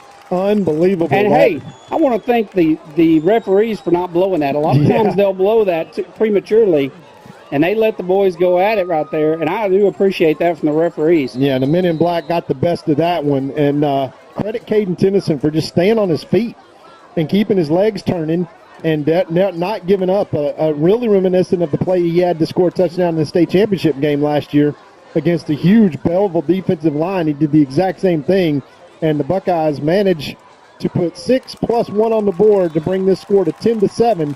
Kilgore with 4-10, Jeff, and I have a feeling that right now we have some fireworks coming in the next 4 minutes. This has been a back-and-forth defensive battle, but it's like, okay, the punches have landed now. Let's see where we go here. 10-7, the Buckeyes draw blood, and we'll be right back for the last 4 minutes of this first half right after this. La Finca Mexican Restaurant is my favorite restaurant in the world, an East Texas favorite for over 37 years.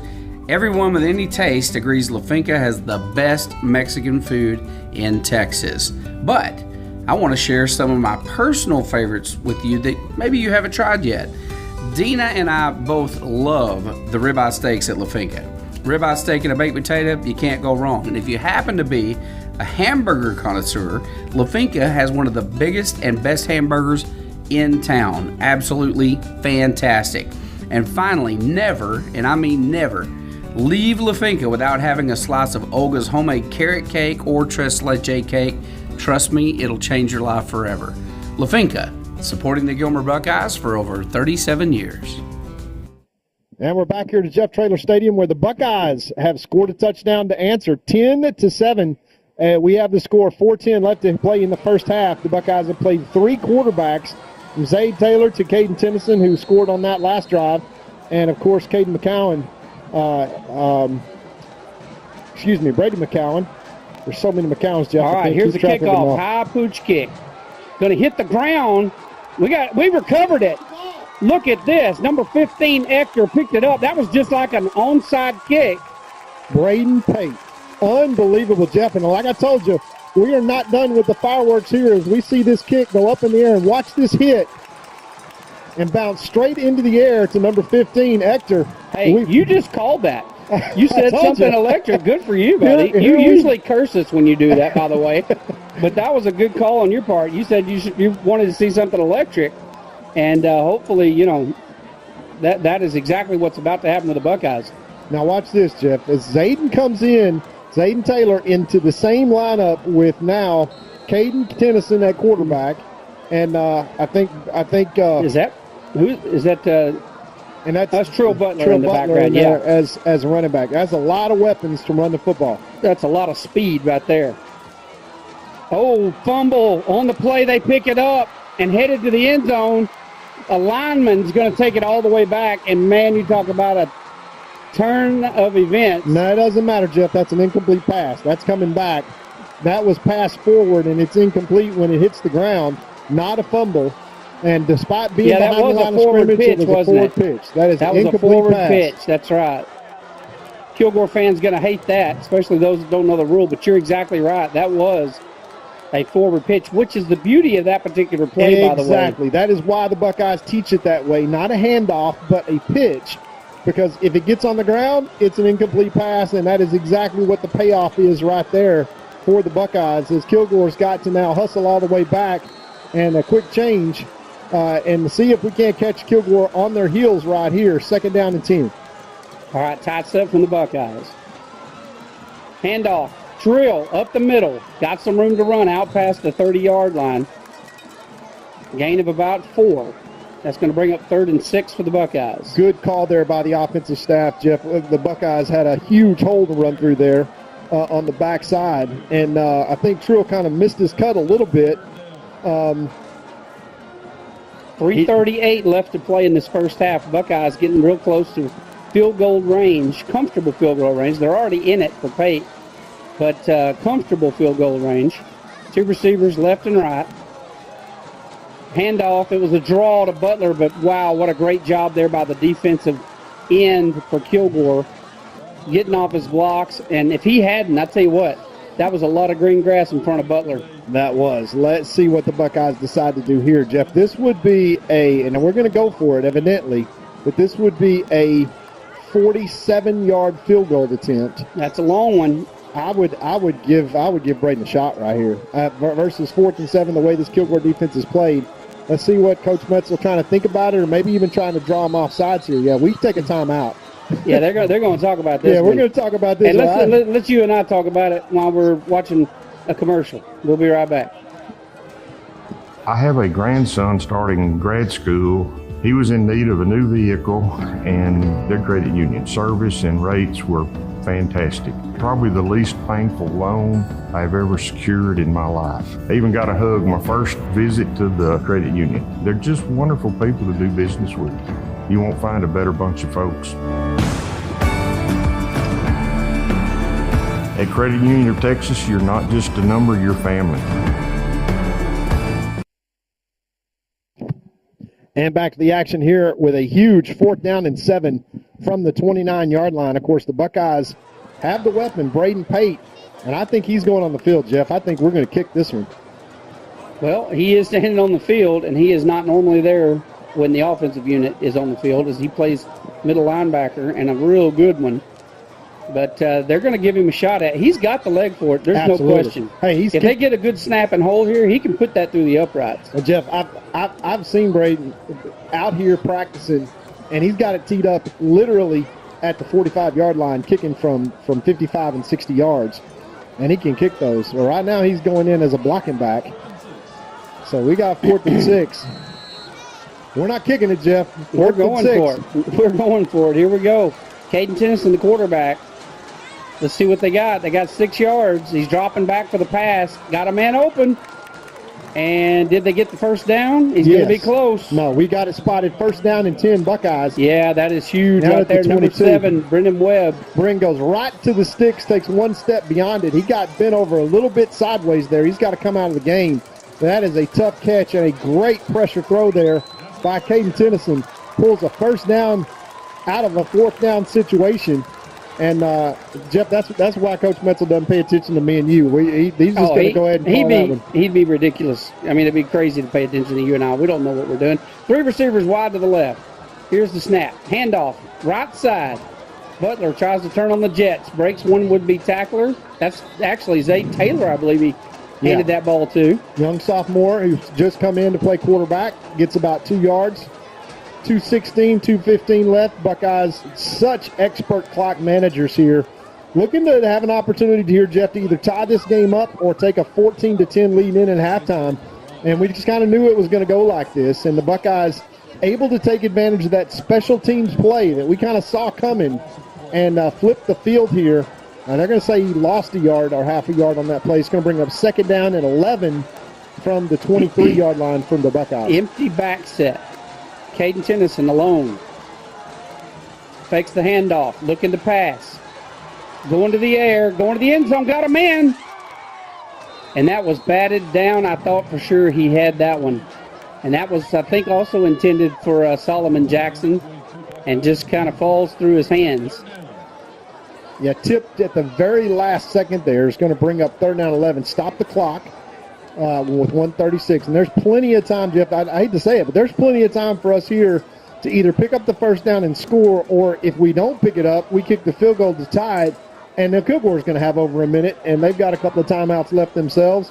So we knew with 4:10 left here in the first half, there was going to be a lot of excitement and a lot of action, and so far there has been here this last couple of minutes. All right, 2 receivers left, 2 rights. Tennyson dropping back, looking good in the pocket. And just overthrown, almost picked off. You see what we talk about. Number 3 back there, one of the Division I commits from Kilgore. And he has been electric all night on both sides of the ball tonight. That is Sanders. You're going to hear his name a lot all season for Kilgore. Just really goes to the high point of the ball. And that brings up 4th and 11. So they are setting up for the field goal. And this is going to be a 40-yard field goal attempt. Yeah, well within the range of Pate. The important part here is good snap, good hold. As that was the issue last week where uncharacteristically Pate had 2 misses, but consistency is the name of the game here. He is kicking from the right hash, and I believe he's very comfortable on this side. The ball has got plenty of time and room. Look at that, right through the middle of the uprights, and he drains that one. And Pate It's very aggravated last week for missing a field goal, very uncharacteristically. Puts that one right through the uprights. We'll be right back. The score is now 10-10 with 1:23 to play in the half.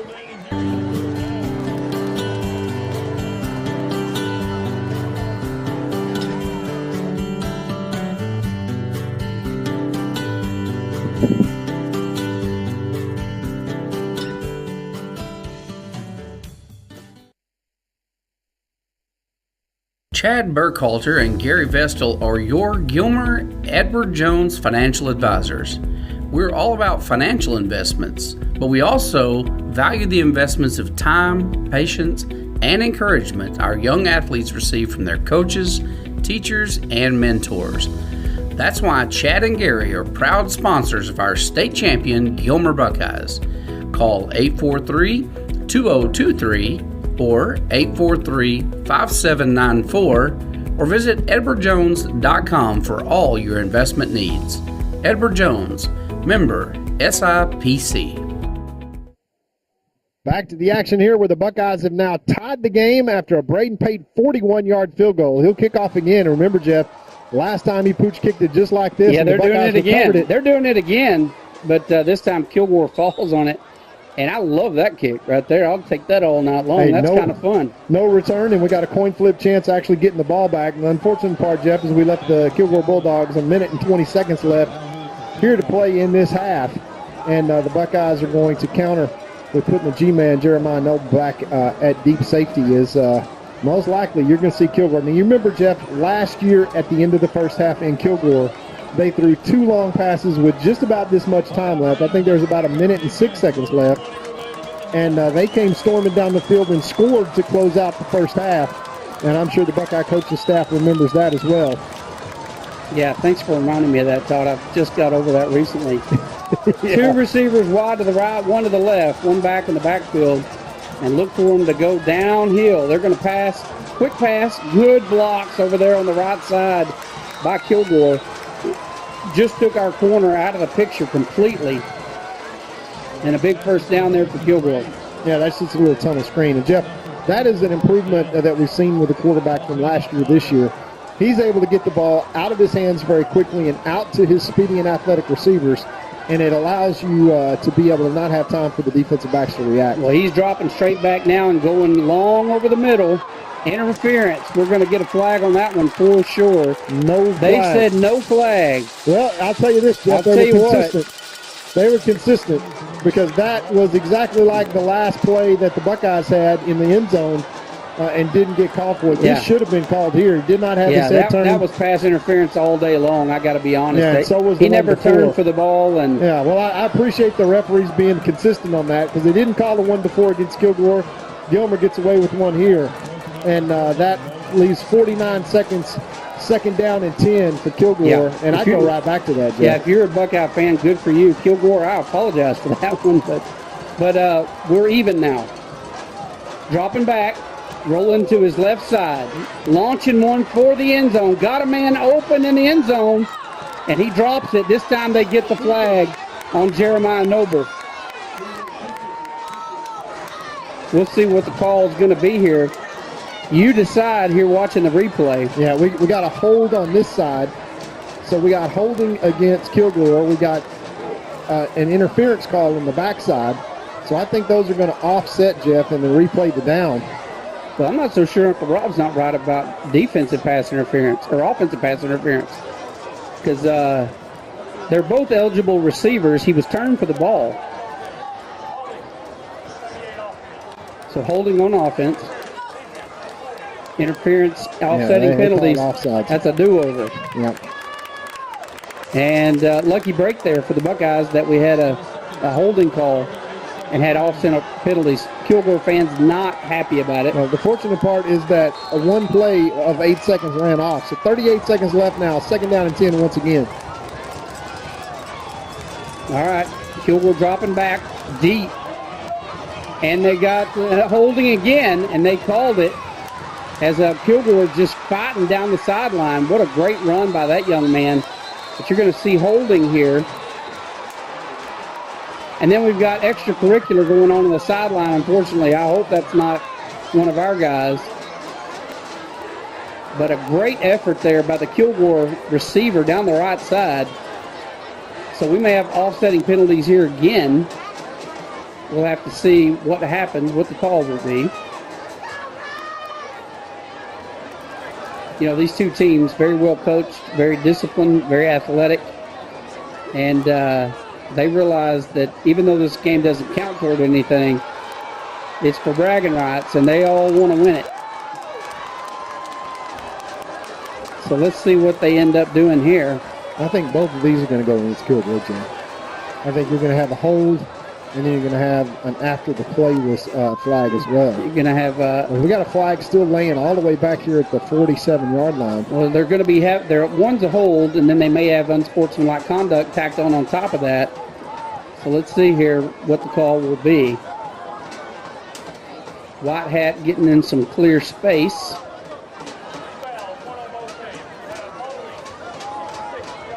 Holding on offense.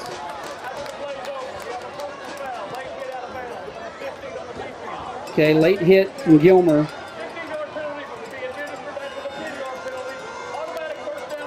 Automatic first down, Kilgore. So that's going to be a 5-yard, move the chains 5 yards forward because you're going to go 10 yards from the spot, 10 yards backwards, then 15 yards forwards, and then an automatic first down, which is not going to matter because more time went off the clock and you're 3 yards ahead of where you started. That's all that happens here. And ticking off a whole lot of fans for Kilgore because, first of all, they're going to mark off the hold, which is going to make the Kilgore fans go crazy. And they take that all the way back to the Gilmer 45-yard line, and then they're going to mark off 15 yards forward to the 40-yard line, which is 3 yards ahead of where they started, and now they're going to give Kilgore another first down. So that's going to be 1st and 10, but more importantly, Jeff, they ran another 8 seconds off the clock, and they give Kilgore one less opportunity to get this ball up to these dangerous athletes that they have to close out this half. So that was a whole lot of excitement for 3 yards and a change of downs with not much time left anyway. 25 seconds. You know they're going for it big time. Dumps it off number 3, their big athlete, Sanders, and he gets forward about 9 yards. They're going to spot him at 8. 2nd and 2, 12 seconds. That took 13 seconds to execute that play, and he was unable to get. Now they're down 11 seconds. Yeah, and Kilgore took their last time out. We'll take a timeout as well and come back and close out this half. 10-10 game. We'll be right back. Hold'em Buckeyes.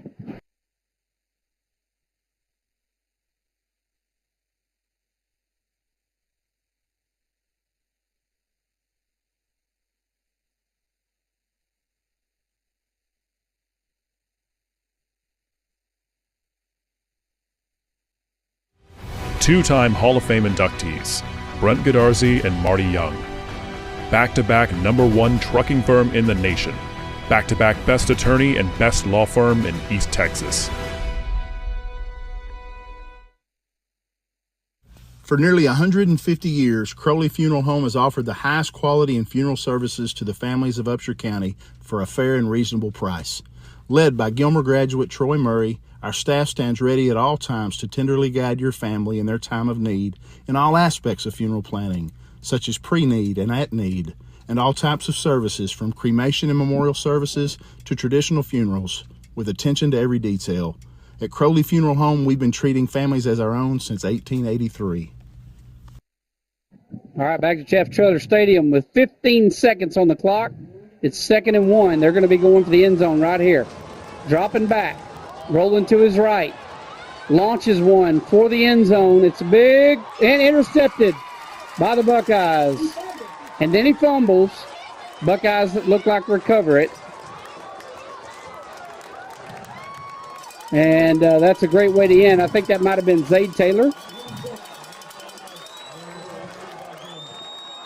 Yeah, they stripped the ball out of the end zone, out of Zayd's hand. And luckily we get back on top of it. Otherwise, that would have been a touchdown. That was a nice strip there. Great heads-up play by the receiver.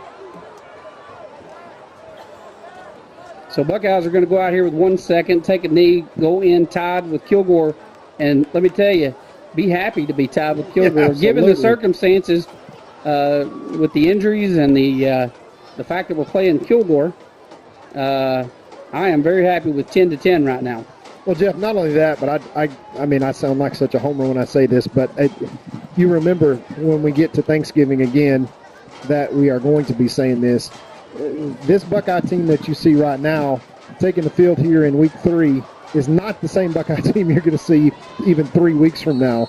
So many key players still out for the Buckeyes as Brady McCown comes in and takes the knee. And the Buckeyes are going to take a 10-10 halftime lead and we will be right back after these messages with the Juicy's halftime show. First and base, class of 25, inside linebacker, fullback. Joe Young Butler, senior, running back, cornerback, outside linebacker. Micah Easley, class of 2025, wide receiver, DB.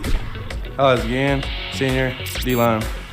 Adrian Jimerson, senior, corner, running back. Brendan Webb, class of 2025, receiver, safety. Taj Manson, senior, receiver, DB. Amari Morton, senior, DB. Kai Kennedy, class of 2025, the freak is outside linebacker. Trace Haynes, junior, receiver, and DB. Jeremiah Noble, senior, wide receiver, free safety. Alex Sims, running back, linebacker, number 14. Xavier Promector, junior, running back, linebacker. Brady McCowan, class of 25, quarterback. Solomon Jackson, receiver, and DB.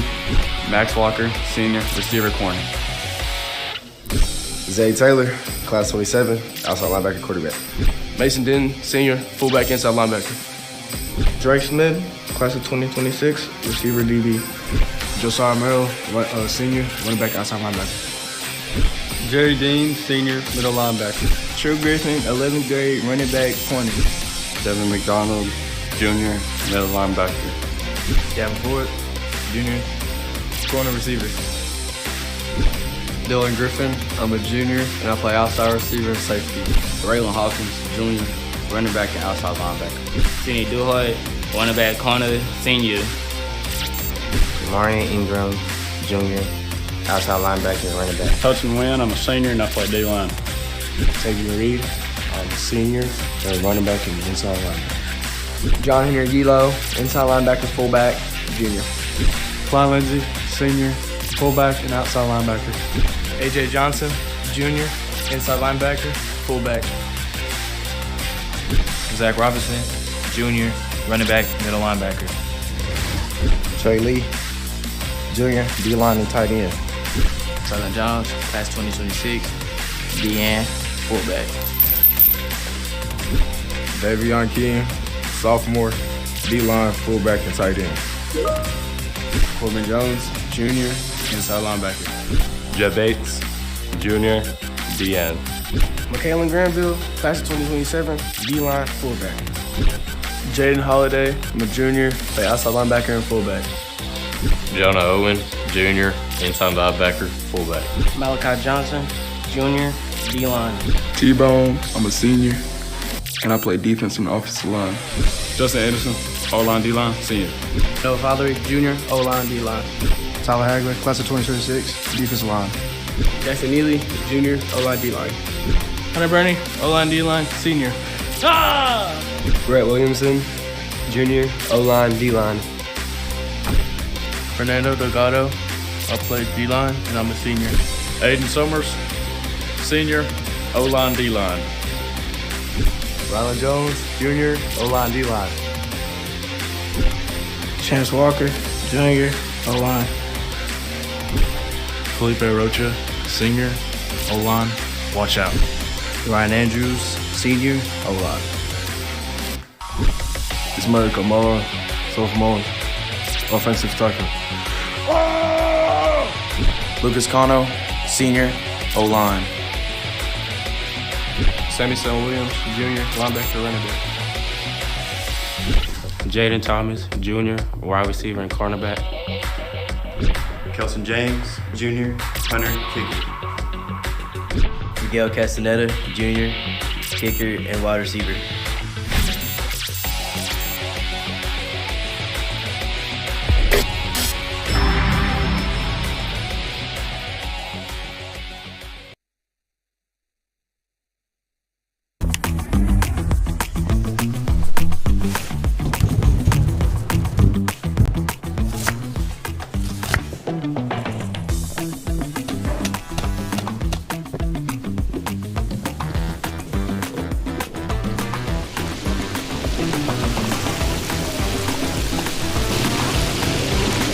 Don't settle for the other guys when you could have the best. Only at Juicy's.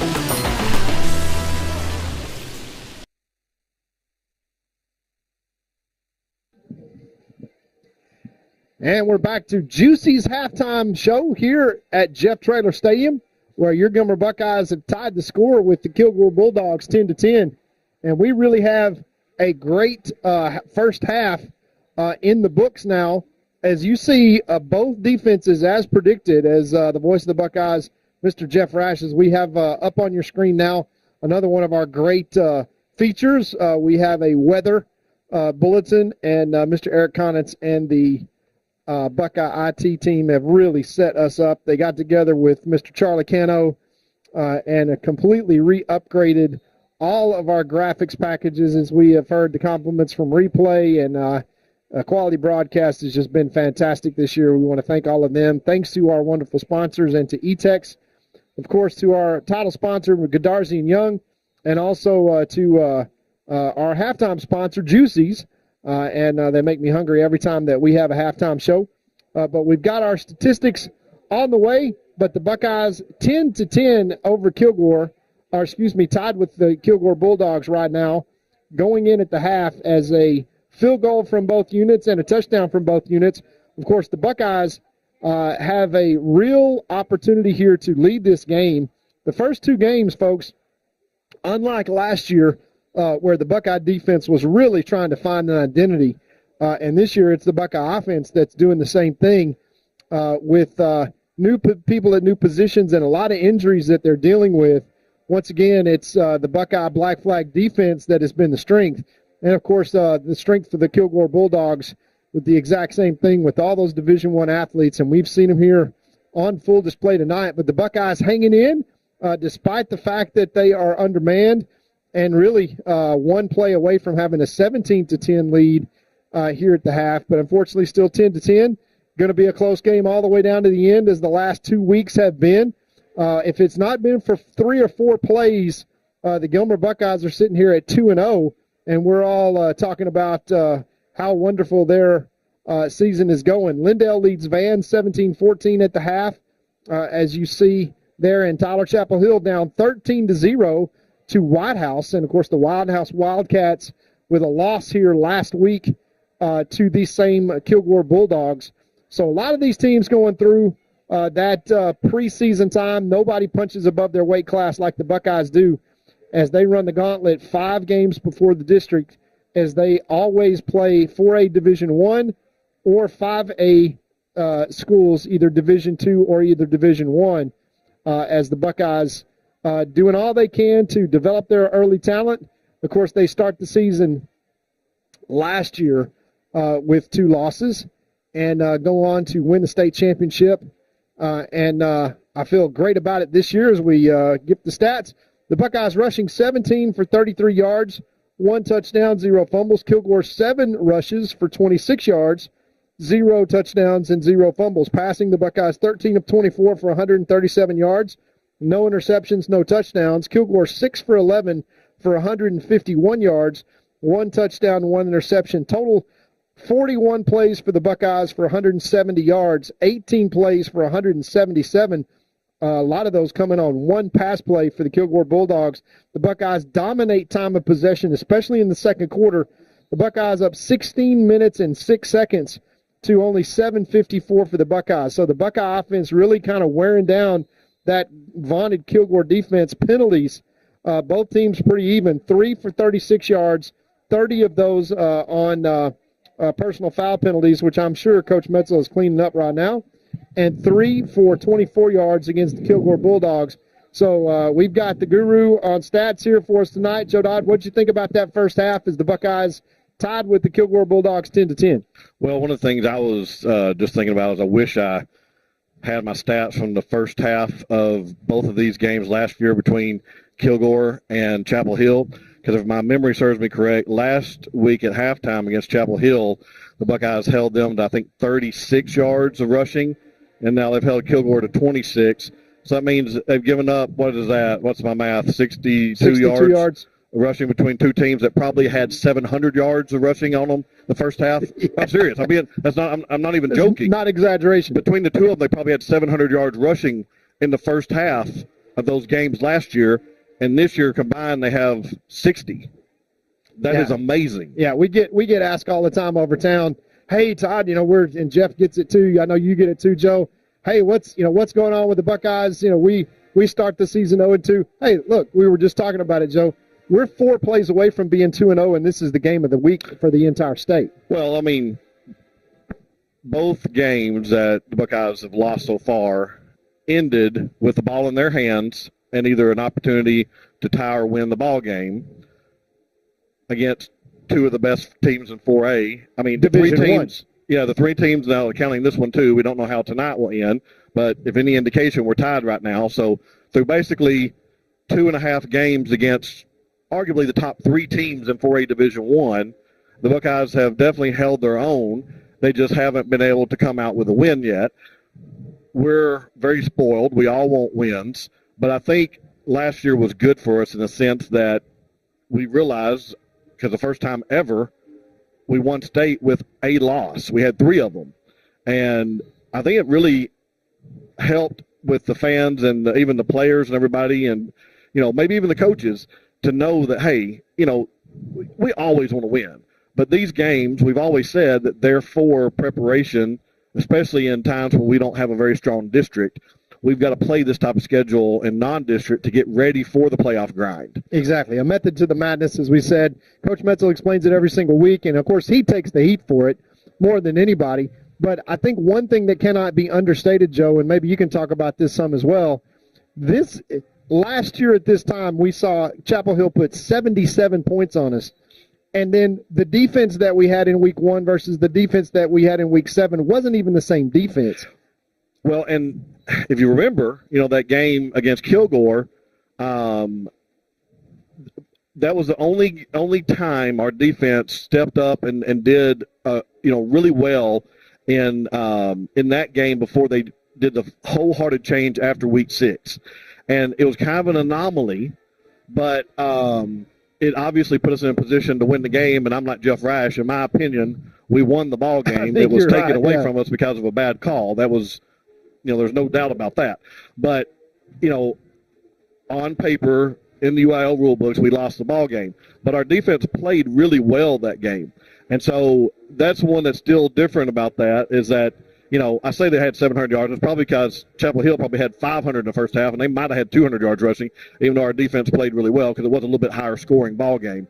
But I'm just, if we're not talking as much about some of the injuries on purpose, but if you're watching at home and keeping track of who's coming out and not coming back in and everything, you kind of know that we're on offensive lineman number 7 and 8 are in the game playing now. And so we're missing a couple other starters at different positions, some both way starters and everything. And to play this, because the teams that we're playing this year, they're better than they were last year. Yeah. In my opinion. And so for Gilmer to be playing this way, especially defensively, because, it's hard for us Buckeye fans used to high-flying offenses to realize that, we're struggling a little bit on offense. We're breaking in a new quarterback. Tonight we're playing 3 quarterbacks already. One drive. I've never seen that in my life. And, we've got – you can't replace, a Will Henderson. We got so used to him, And so our offense is definitely, in the back seat trying to, get their things together and figure out who they are and how they're going to win ball games.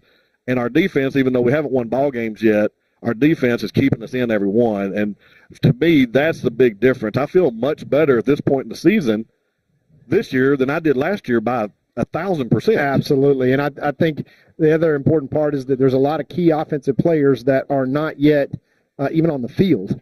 As we see right now, Chapel Hill down 13-0 to White House, which got blown out by this Kilgore team last week. Well, and let's be honest. I know that Chapel Hill wants a state championship. They had one back in the 80s. They haven't had one since then. They played a couple times for it. And that will definitely be a huge win. But them beating Gilmer last year was probably the second best win they've ever had as a program because they had never beaten Gilmer. They were 0-9 against Gilmer until last year, and then beating them back-to-back. So I bet they lost a lot of momentum last week, and that's seeing this week. Yeah, I agree with you. We'll pitch it down and watch the Buckeye Stars and continue the Juicy's halftime show with the Sweepstakes award-winning Buckeye Band. Mr. Dodd, we appreciate it. Appreciate all the insights, and we'll be right back with the Buckeye Band for the Juicy's halftime show.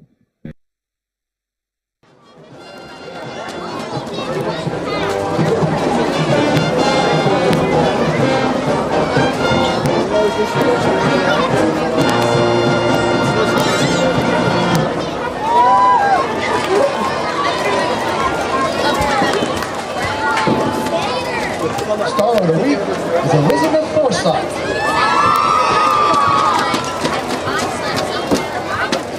The Stars perform a colorful fan routine to Larger Than Life.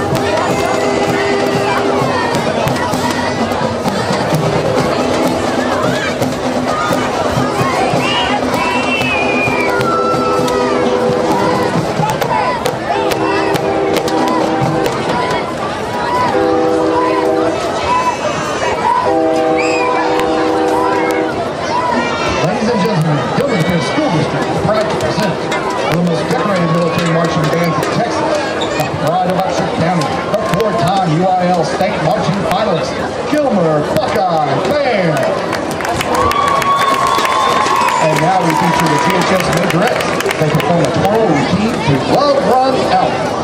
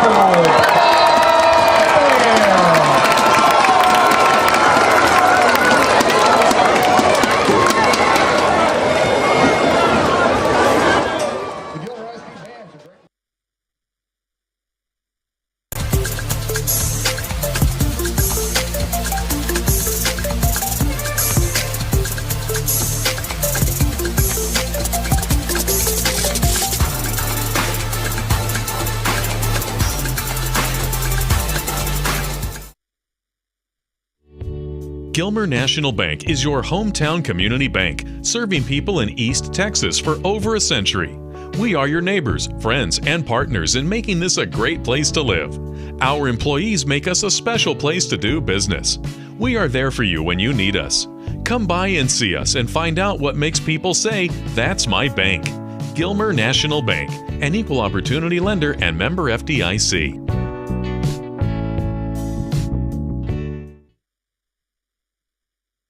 And we're back to Jeff Traylor Stadium here for the second half after the Juicy's halftime show. Appreciate all of our sponsors. Godarzi & Young is sponsor for pretty much everything at Gilmer High School. And, two Gilmer Buckeye graduates are former teammates and great guys and supporter of our young people. We appreciate Brent and Marty so much. Great lawyers. Yeah, if you only if you want to win. Yeah. Of course, Juicy's are our new hey, they're even in the theme song. I put "Come Get Lunch at Juicy's" in the theme song. I saw that. You noticed that? Yeah. I said a lot of words in there. I go there a lot for lunch, not because it's in your song, but. Well, the Buckeyes kickoff. They lost the toss, and Kilgore elected to defer to the second half to get the ball. But they did not have the ball at all in the second quarter. A dominant time of possession for the Buckeyes. Let's see if they can continue to do that here as they kick off here, Braden Pate, and they had a huge turnover on a kickoff earlier tonight to start the second quarter, which really launched the Buckeyes into that comeback mode. They were down 10-0 in the first half, came back to tie it 10-10, and we will see what the second half holds here. We'll pitch it to the voice of the Buckeyes, Jeff Rash. Yeah, they're going to do it again right here, popping that ball up high in the air, and I didn't see him call for a fair catch there. I suppose he did. He did. I think half the team did. Yeah, but, feeling that pressure, guys running at you, a lot of times it'll hit their chest and pop out, and that's what the Buckeyes are hoping for. I tell you, Todd, I was listening to you during and I was reviewing the stats at halftime. You couldn't ask for a better defensive game other than the one big blown play. Like last week, we held Stewart, the University of Texas running back commit, held him to 34 yards in the first half. And, man, the Buckeye defense just absolutely crushed the offense in the first half as far as yardage goes, time of possession goes, all those things. On paper, we look really, really good. And just like we said, it was going to be a defensive game. Well, it's like Joe Dodd said as well, joining us quickly at the halftime show and going over some of his statistics. We feel 1,000 times better this year. We're 4 plays away from being 2-0 against an absolute gauntlet, undermanned on all fronts without having everybody. I think they're going to say that Kilgore was not ready, and the clock didn't start. And so we're going to do a do-over kick. If I was Kilgore, I wouldn't want that. I wouldn't either. I would take the fair catch at the 42-yard line and say, no, we'll take it right here and take the result of the play. But we're going to do it all over again, Jeff. And I don't know why you do that if you're Kilgore. Got the ball in great field position. I don't either. I wish only bad things can happen. I wish they'd kick an onside kick right here just to throw them off.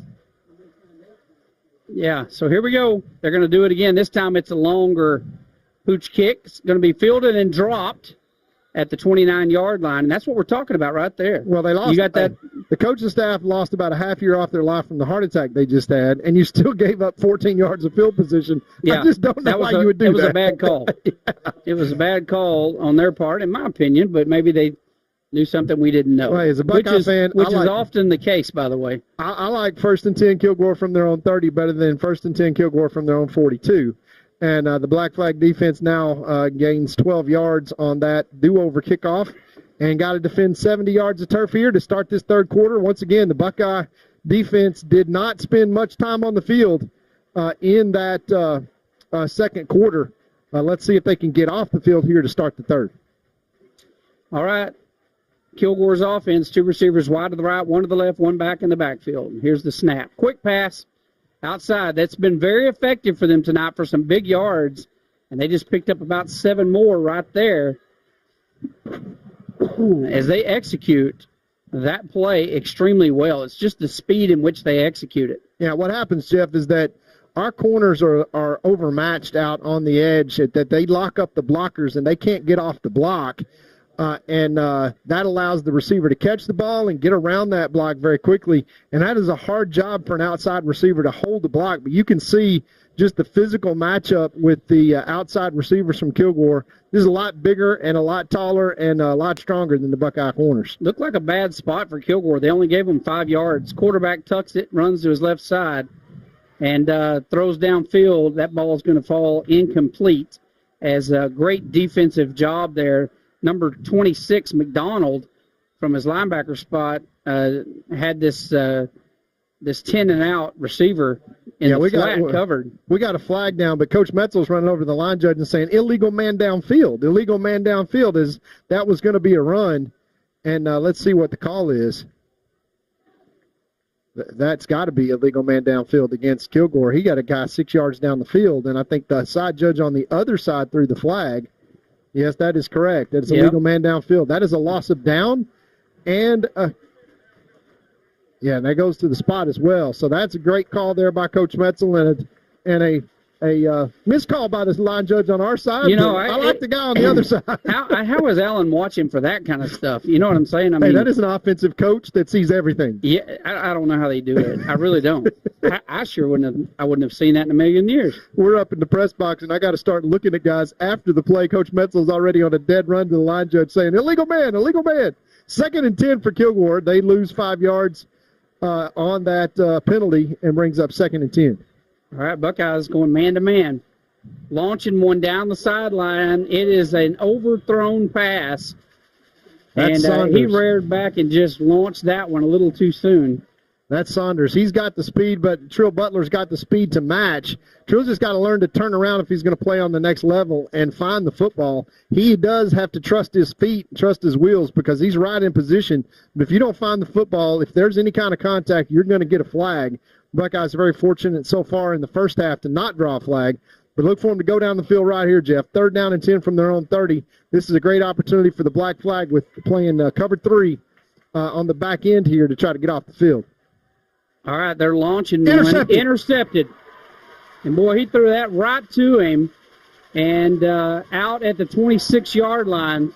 What an absolute great play there by the Buckeyes. He just looked like he just threw it to the wrong guy. Yeah, that's Trill Butler on the interception. And the Buckeye defense switched over to zone, and he just didn't see him. He thought it was man-to-man and threw it out there, and Trill Butler dropped right into that zone coverage. That makes a 15-yard return, and the Buckeyes in excellent field position to start this second half. We are 32 seconds into it, and the Buckeyes have flipped the field. Brady McCowan back in at quarterback in an empty set. 1st and 10 from the Kilgore 28. All right, McCowan in an empty set. 3 receivers right, 2 left. Quick pass, complete to Zade Taylor to the right side, bounces out. And that's one of those things where you got to get upfield quick. He was looking for something to develop, but the entire time, you know, he's just got a ton of folks coming downhill after him.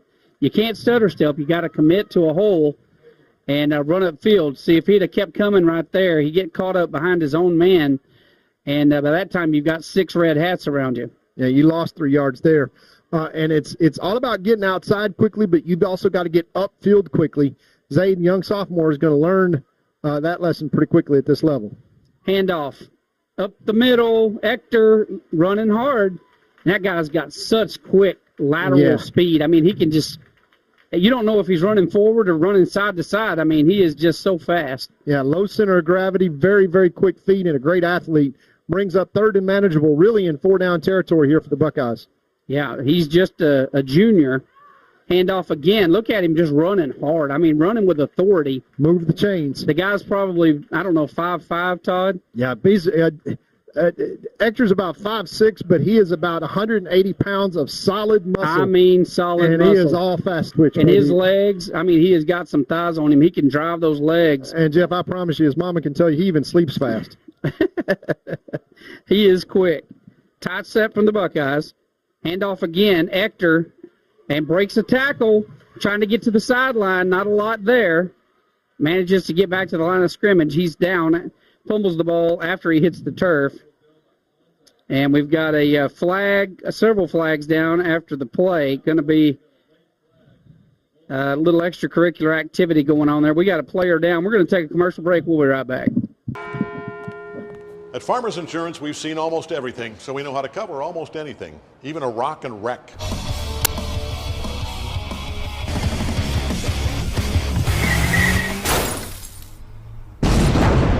Yeah! He rocked and rolled right into it, but we covered it. At Farmers, we know a thing or two because we've seen a thing or two. We are farmers. Bum, bum, bum, bum, bum, bum.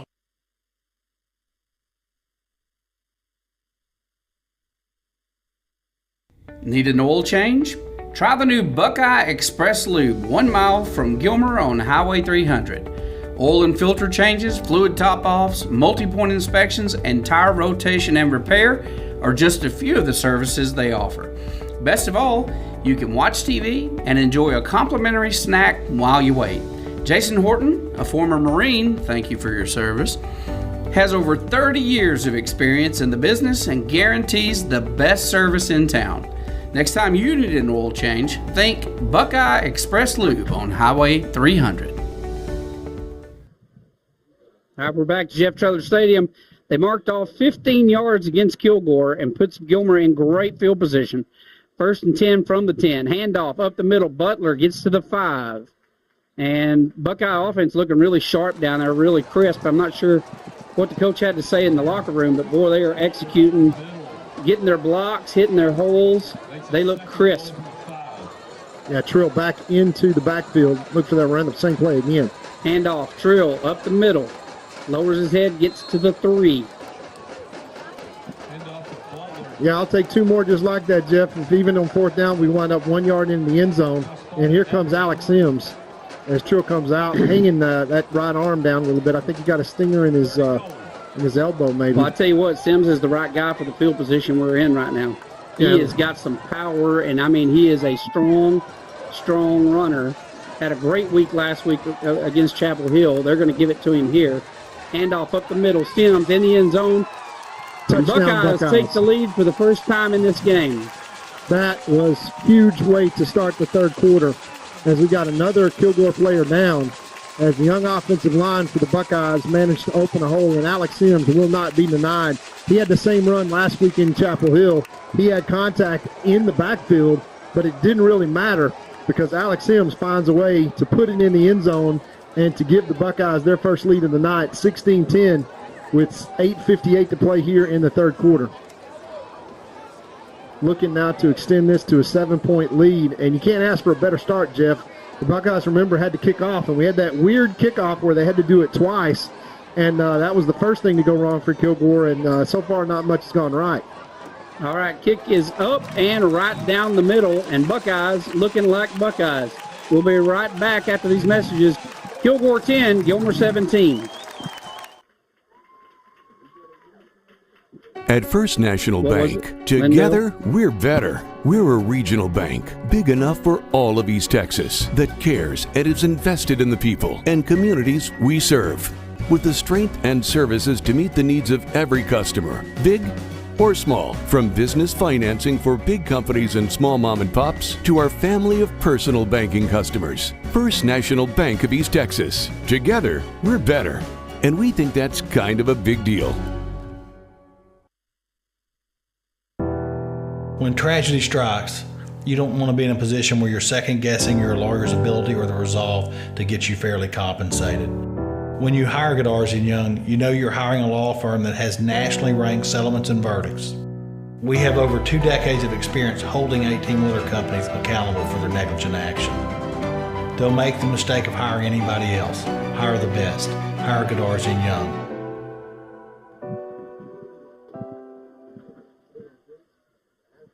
(17-10) the score with 8:58 left to play in the third quarter. Gilmer Buckeyes 7 plays and 30 yards after the interception by Terrell Butler.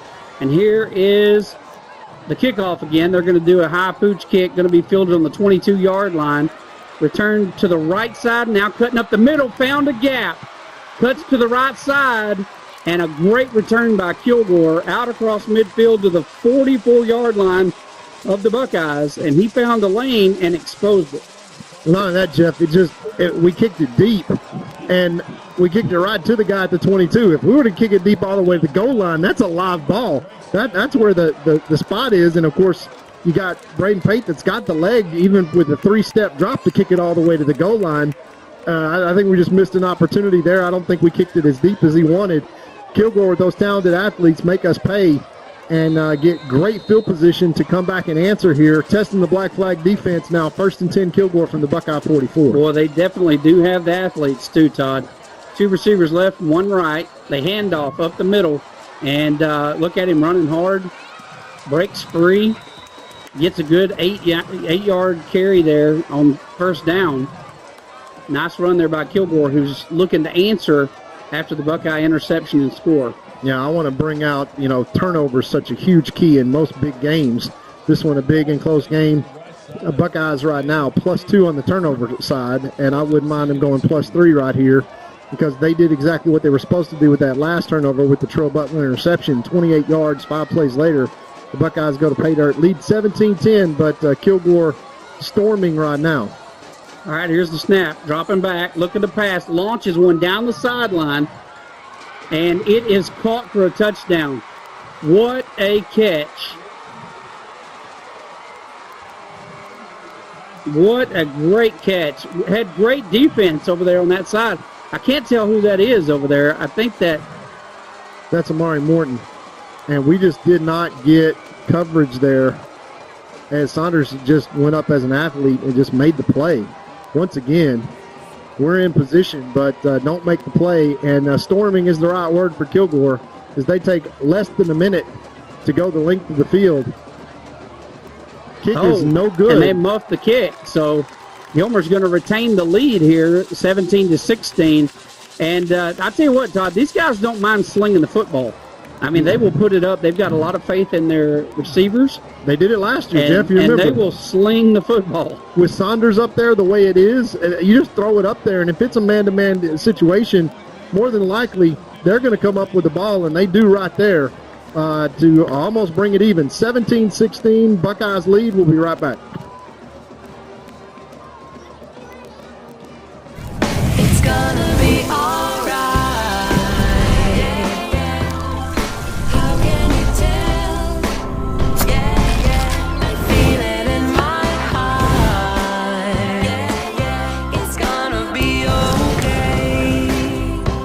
Juicy's Burgers, serving you for over 40 years.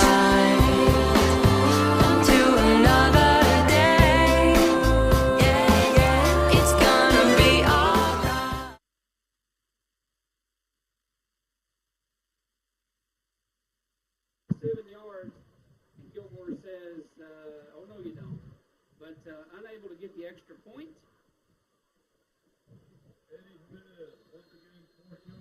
Unable to get the extra point.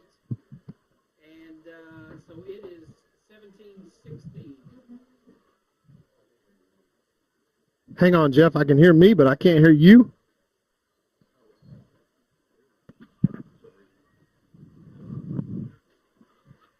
And here's the kick. Buckeyes receive it. That's Sims on the 22-yard line. Gets the outside. He's got a lane. He gets the corner, and he's at the 40 up to the 50-yard line as he runs out of space. But Sims with a great return around the left side there to set the Buckeyes up in great field position now as they will take over 1st and 10 at their own 48-yard line. Jeff, I think we got you back.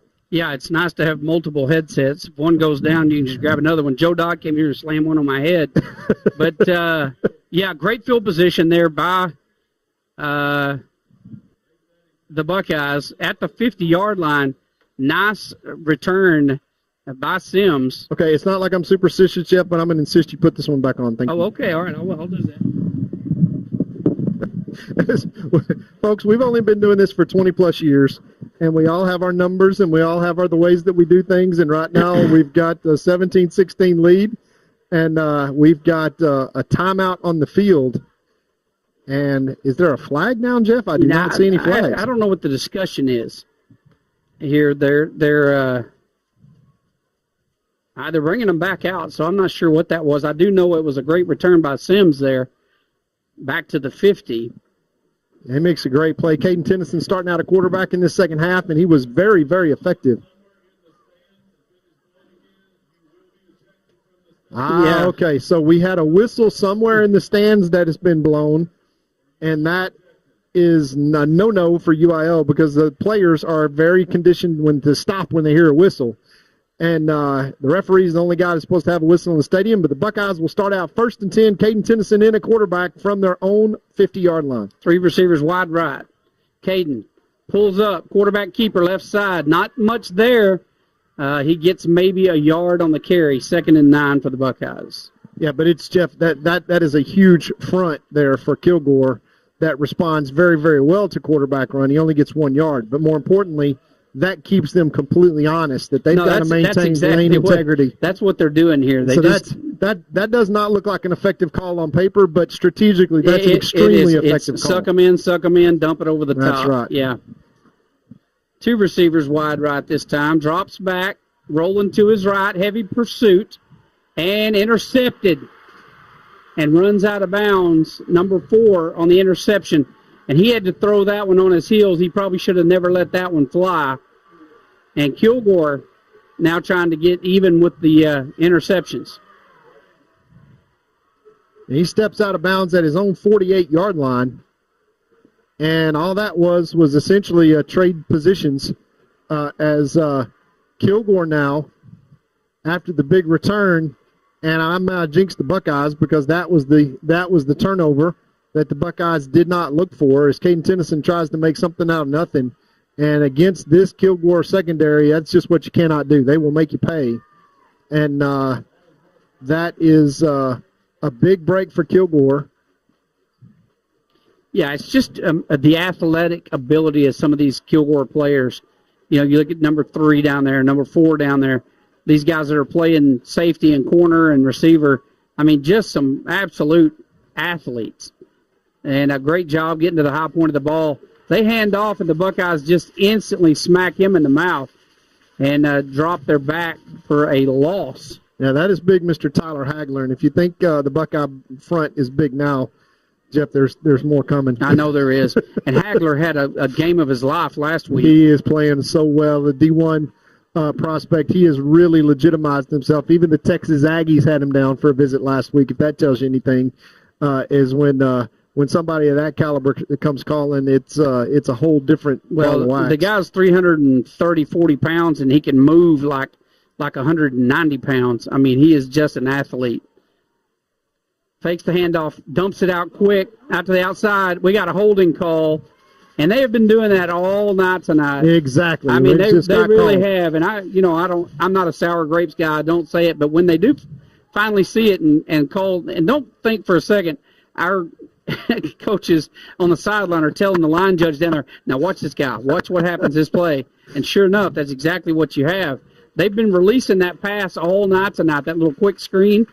And that's one of the ways they do it. They get inside, grab that jersey. And by the way, happens on both sides of the ball. It's just absolutely. It's can you do it without getting caught? Right?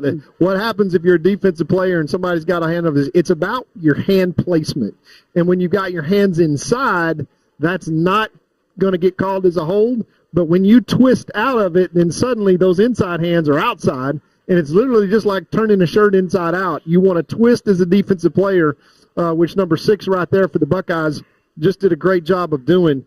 That's Day-Day. Yeah, that's Day-Day Jimerson playing corner out there as he's a running back by nature and understands how to twist out of a hold. And that's going to be a spot foul, and that is going to back Kilgore up all the way to their own 33-yard line. See, they're respotting it now to the 36 because it is a spot foul. That's why. It's not a 10-yard penalty from the line of scrimmage. It is from the spot of the hold, which is about 11 yards behind the first down marker. So that's about right. 2nd down and forever for Kilgore. The Buckeyes just have to protect against a big play right here and against athletes like this. That's a hard they've thing to swapped do. out and put the secondary in there. They're going to throw one, falls incomplete, hits the hands of number 1, Sanders, and uncharacteristically drops that one. He tried to run before he caught it, and that brings up 3rd and 22. And, Jeff, you remember in the first series of this game, there were some drops, right? Here we are early in the second half, drops that's potentially a big play for Kilgore to at least get some of that yardage back. But now we're to 3rd and 21. The Buckeyes have a much, much easier time defending 21 yards of green grass back here in this cover 3. And remember, that was where the big interception came the last time as Trill Butler just drops into zone coverage. but look for him to just go deep here. All right, they got some confusion out there. 2 wide outs to the right, 1 to the left. They hand off, and they were going to try to. They thought we were going to bite for the long ball. They were going to try to shoot something up the middle. That's 4th and 20, and they're going to have to punt to the Buckeyes. So these guys talking about turnovers tonight. This is going to be a punt after the interception earlier that Kilgore able to pick up. As Caden Tennyson having to throw off of his heels. Solomon Jackson back to receive this punt. I'd really like to see Solomon make a big play right here. He is the guy that I kind of look for as the favorite to kind of play the same role that Bren Webb played last year in really evolving early in the season to really become a star for the Buckeyes. Solomon's got all that ability. As we hit the play clock with 0, that's going to be a delay of game, and that's going to back Kilgore up 5 more yards. No, they're going to say timeout. They're going to say Kilgore burned the timeout there. I'm not sure why. In a tight game like this, I'd take the 5 yards. No, they're calling delay of game. So they did issue the timeout, but then they called delay of game anyway. Yeah, that's kind of weird. Okay, well, we'll take a timeout. We'll be right back. Texas Heritage National Bank would like to invite the Buckeye Nation to visit our new full-service bank in Gilmer. We are conveniently located on Highway 271 and Redbud Street with a brand new facility ready to serve our friends and neighbors. We offer competitive rates on all of our deposit products, as well as some great options for business financing to help your business grow from 5 employees to 500 employees. Texas Heritage National Bank would also like to take this time to thank all of the teachers, administration, and school board for investing in the future of our kiddos. We would also like to wish all of the student athletes a wonderful and safe year. Come see us soon. All right, back to Jeff Traylor Stadium with 5:07 left to play in the third quarter. Gilmer leads Kilgore 17-16. Kilgore now looking at 4th and 25. They are going to punt, and that is a heck of a punt. And Jackson, look at this, takes a Gilmer bounce as it hits the ground. That happened last week against Chapel Hill. Ball hits the ground, actually bounces back toward the punt team, and luckily one of their guys there to stop it, or that would have gone back 10, 15 yards. And so Gilmer starting out with great field position, 1st and 10 from their own 39-yard line. So let's see if the offensive unit can get some more points on the board. Here's Brady McCown again, and once again you got Caden Tennyson in at receiver. He is effective anywhere on the field with a ball in his hands. It's just another electric athlete for the Buckeyes, but you gotta get positive yards on 1st down. All right, low snap. McCowan picks it up. Nice recovery, and he just throws it away as that was a bad snap on the ground. He's luckily to be able to pick that up and run out. Yeah, the quarterback's number 1 out of the pocket. Number 2, he threw it towards the receiver, which is Caden Tennyson. Number 3, that's a McCowan. that has got way too much NFL DNA in his family gene line to not know that was not going to be a penalty on him as he throws that ball away and wisely lives to fight another day at 2nd and 10. But that is a bad snap, and that's one of the other things the Buckeyes will have to work out. But again, 2nd down and long now. The Buckeyes got to have positive yards on this play. Motion. Handoff up the middle. Day-Day, left side, gets the 1st down. All the way across midfield to the 45. Nice call. Run there. Nice call. Catching the Kilgore Bulldogs leaning to their left, which is the strong side for the Buckeyes. They put a guy in motion, and Day-Day takes that one and just has a block down kick out and takes on the linebacker one-on-one. He gets the corner on him and takes it into Bulldog territory. 1st and 10 at the Bulldog 46-yard line. That's exactly what the Buckeyes needed on this drive, Jeff. They're up 17-16. If they were to score and get a 2-point conversion, it's a 2-point game, a 2-score game. Handoff once again up the middle, and this time they are all over him.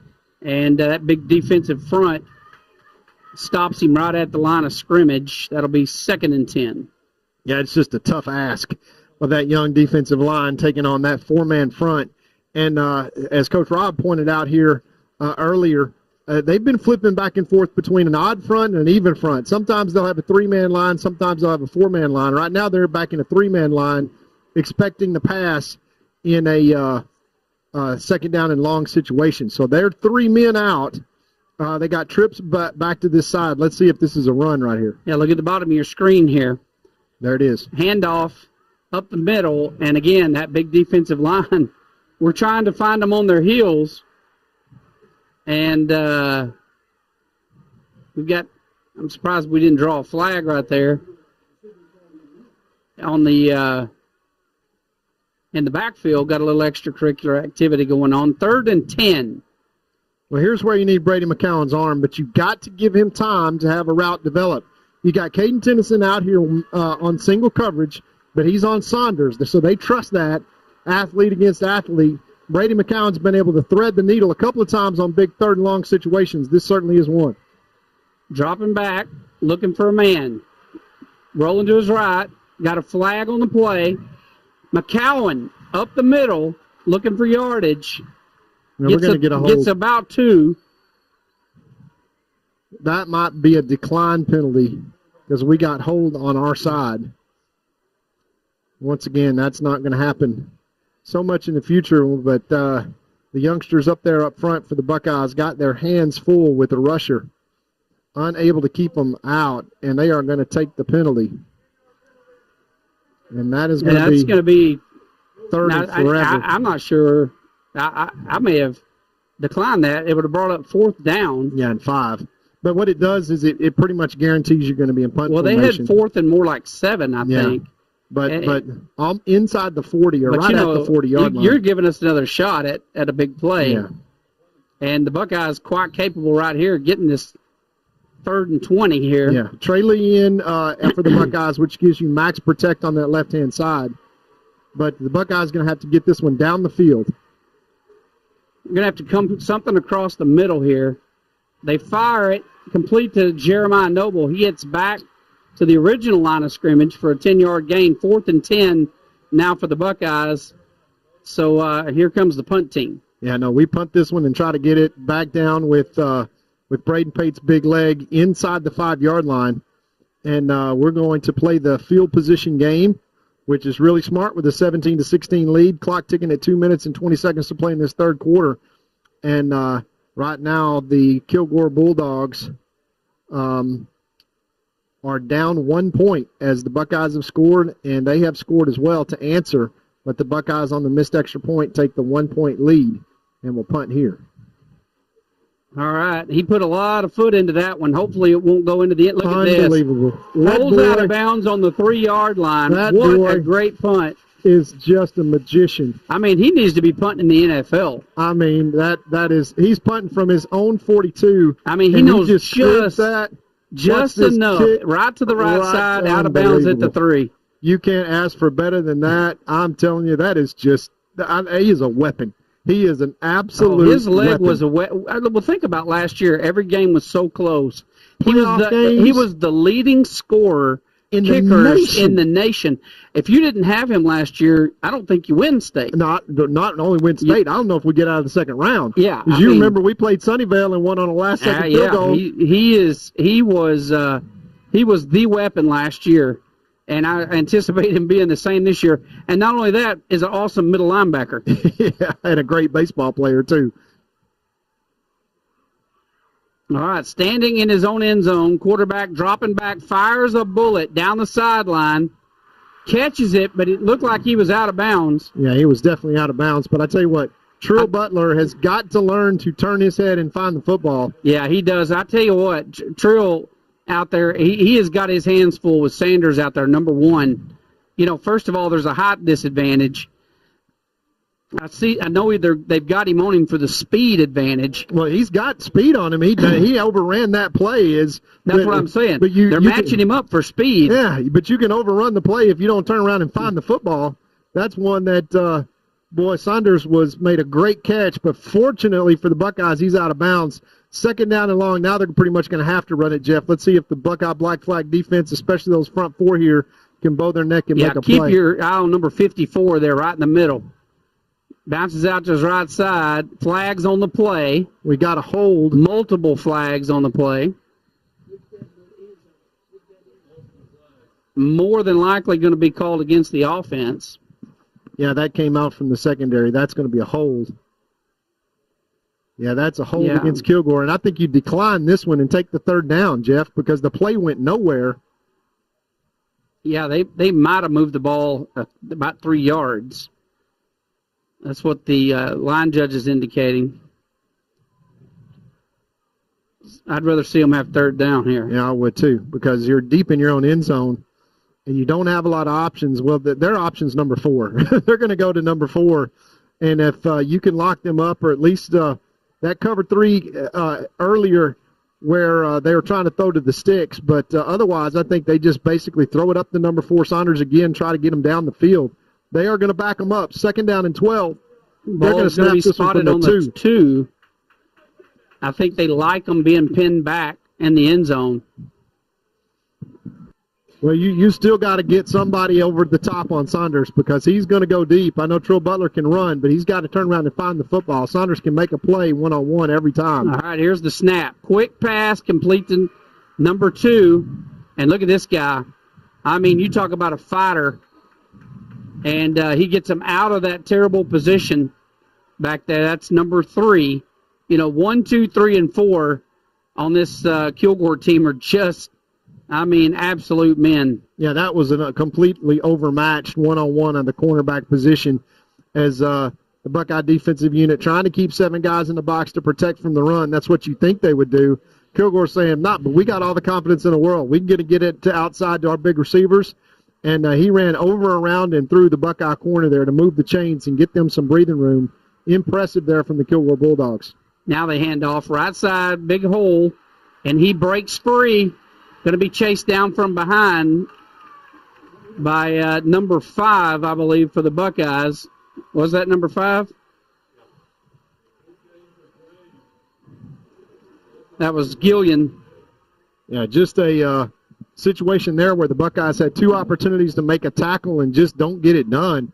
As those backs are not going to go down, they will keep their legs moving. And generally speaking, you got to wrap up and you got to take them to the ground.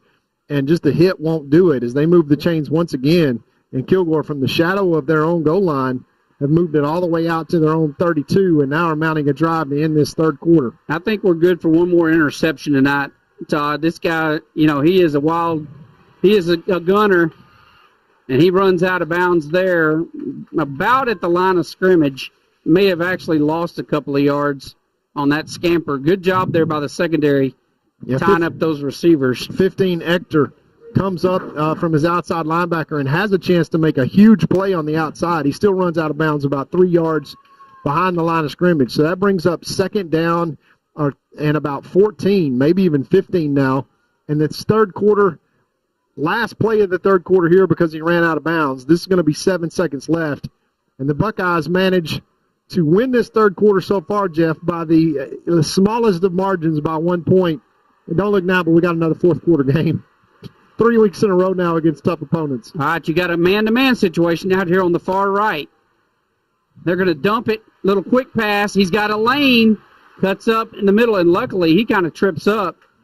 That's that deadly number 1 Sanders again, and or Towns rather, and he just kind of trips over the turf. That's the end of the third quarter. Gilmer Buckeyes lead 17-16. We promised you a low-scoring, close game, and that's what we have so far. We'll be right back for the fourth quarter. La Finca Mexican restaurant is my favorite restaurant in the world. An East Texas favorite for over 37 years. Everyone with any taste agrees La Finca has the best Mexican food in Texas. But I want to share some of my personal favorites with you that maybe you haven't tried yet. Dina and I both love the ribeye steaks at La Finca. Ribeye steak and a baked potato, you can't go wrong. And if you happen to be a hamburger connoisseur, La Finca has one of the biggest and best hamburgers in town. Absolutely fantastic. And finally, never, and I mean never, leave La Finca without having a slice of Olga's homemade carrot cake or tres leche cake. Trust me, it'll change your life forever. La Finca, supporting the Gilmer Buckeyes for over 37 years. All right, back to the action. Jeff Traylor Stadium. Gilmer, going into the fourth quarter, leads Kilgore 17-16. And it has been an electric game tonight. Defensive game, just as we predicted.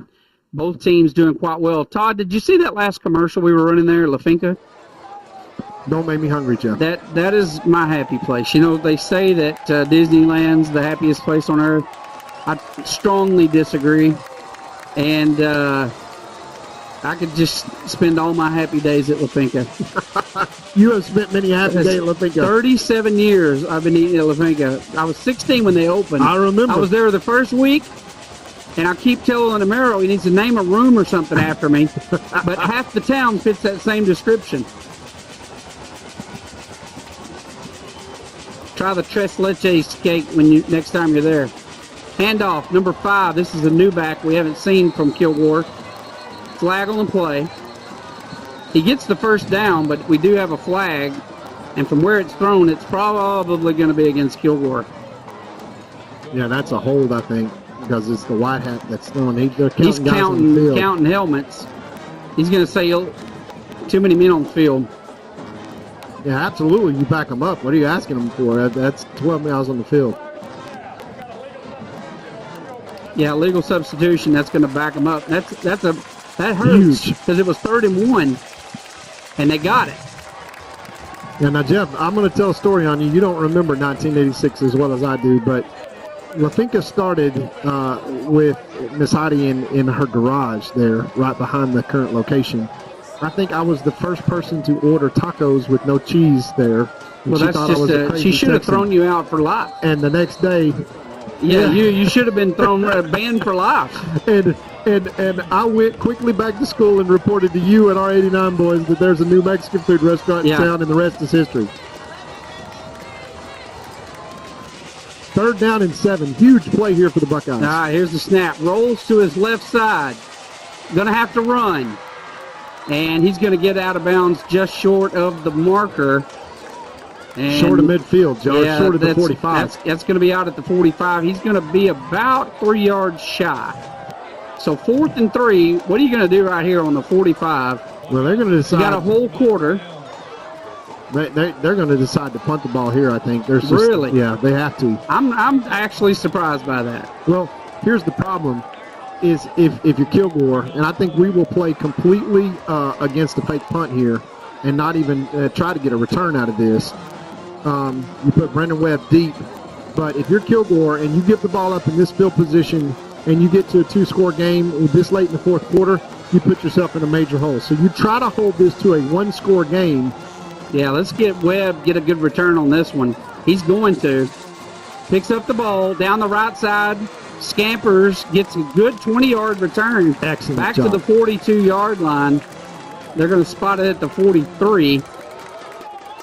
And Jeff, when you've got that kind of a defense for Kilgore, you're going to bet on the defense every time, and especially trying to get a long field. But Brent Webb does an outstanding job there, returning that kick, to your point, about 26 yards on the return, gives Gilmer excellent starting field position.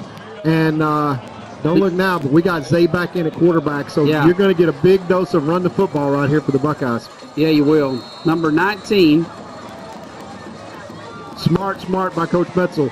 We are going to run the clock and run the ball. Yeah, well, we did it all the way through the 2nd quarter. We just kept the ball away from Kilgore completely. And hopefully we're going to be doing that same thing here. Zay Taylor up the middle, has to bounce outside, nothing there. And you got to run play and eat some clock. You got a whole quarter left, 11:30 left to play. So a lot of game left. This ball is going to go back and forth multiple times. But they would love to have, a good 6-minute drive and a score. Oh, and a 2-point conversion, Jeff, completely changes the nature of the game strategically, making this a 2-score game. That mixed extra point may come down to the difference maker in this game as Kilgore trails by that one big point. Now, if they were to score a touchdown, they could go for 2 and try to even that score back up. But points hard to come by for both teams. All right, look at the pass. Complete to Solomon Jackson. Short pass. Going to be good for a few yards. Going to bring up 3rd and 7. Nice little read there by Brady. He fakes the screen, and Solly just runs there and sits down at about 6 yards. right at the corner, but just an excellent defense. I got to tell you, Jeff, this may be the best defense we see all season in terms of athleticism. I don't doubt that. I really don't. I don't know who's better. It's just crazy good. Carthage, I mean, they got a great defense too, but other than that, this is probably the best one we'll see all year. And Buckeyes launch one downfield, and it just batted away. That ball is intended, I believe that is Caden Tennyson out there. Caden just cannot pull that one down. Is that Caden? Who is that? Is that Jeremiah? No, that's Jeremiah. Yeah, that's number 13. Oh, is that number 11? That's Kennedy. Kennedy out there, yeah. Okay. And 4th and 7. I mean, Buckeyes are going to have to punt. So guess what? If you're Kilgore, here comes number 0, sitting at his own 32. Get ready for a boomer down inside the 20 here as Braden Pate gets another crack at a punt here. Yeah, they're coming for it too. And he's going to actually field this one. And a nice return up the middle, fighting for yardage. These athletes from Kilgore. Well, that's exactly what the Buckeyes did not need, is they were coming for pressure, and Braden Pate has to punt that ball straight ahead. He does not get it to kick and roll, and does not hit a good one. And that only flips the field position about 16 yards, as now with 10 minutes left in the fourth quarter, the last 3 plays play a huge difference for the Kilgore Bulldogs. And they've got the ball first down and 10 from their own 44, an excellent starting field position. And this is going to come down to 1 or 2 plays, Jeff, a turnover or a big play for a stop. But right now, Kilgore down 1 point, has excellent field position with 10 minutes left to play in this ballgame. All right, Buckeyes need to stand strong here defensively. Fake the handoff, drops back, goes long. I mean, they just launched the ball. He throws that one 8 yards too deep. And this guy, he has got a rocket arm. He throws that one about 50 yards down the field and just overthrows his man by a good 8 yards. Yeah, they're just counting on the fact that they can run by the Buckeye secondary and just go make a play. And that's a pretty good bet so far tonight when you got Saunders and some of those other guys on the outside. The Buckeye Young defensive secondary, they've been run tonight, but they are also overpowered when the ball arrives. They're just bigger and stronger receivers that go up and make plays. Buckeye defense holding on with both hands. All right, Kilgore starting to feel the pressure. And is that a timeout? Illegal motion. Illegal motion. False start against Kilgore. Going to back them up 5. That'll be repeat second down, but it'll be 2nd and 15 from about the 40. Yeah, Jeff, we are a different defense when we know what's coming. That big turnover there, Trill Butler interception, was because we were playing cover 3, because we actually knew that they had to throw the ball 15 yards down the field just to even get a first down. So we disguised that zone. They read man coverage, throw underneath it, and Trill just falls right back in for an interception. And the 2nd and 15 is not the place that Kilgore wants to be, behind the chains. They got big, dangerous athletes on the outside, but that means that our defensive line can line up and bring an extra man and try to get pressure on the quarterback. Yeah, watch number 4 down here, bottom of your screen. Handoff up the middle. Good for about 5 yards. Gets back close to the original line of scrimmage, 3rd and 11. Now, when you pick up 5 yards, Jeff, on a running play on second down, you got to think that's good news. And you look up and it's 3rd and 11 again. That is self-inflicted wounds there by the Bulldogs. That illegal procedure penalty moved them back 5 yards. This is probably, Jeff, I hate to say this or be dramatic, this is probably the play of the game right here, because Kilgore with 9:22 is going to have to punt back to the Buckeyes if we can at least keep this one close. The Buckeyes need to keep them on their end of the field here. And Kilgore's going to take a timeout. They realize it's a big play. They know it's a big play, too. We'll be right back. I have a grandson starting grad school. He was in need of a new vehicle, and their credit union service and rates were fantastic. Probably the least painful loan I've ever secured in my life. I even got a hug my first visit to the credit union. They're just wonderful people to do business with. You won't find a better bunch of folks. At Credit Union of Texas, you're not just a number, you're family. All right, we are back to Jeff Traylor Stadium, where the Gilmer Buckeyes currently lead the Bulldogs 17-16, 9:14 left to play in the fourth quarter. Bulldogs have the ball 3rd and 11. They just called a timeout. Want to talk about it. They know how important this play is. Even though there's 9 minutes left in the game, they know they need to get out here and capitalize. They don't want to turn over on downs. They don't want to have to punt to the Buckeyes.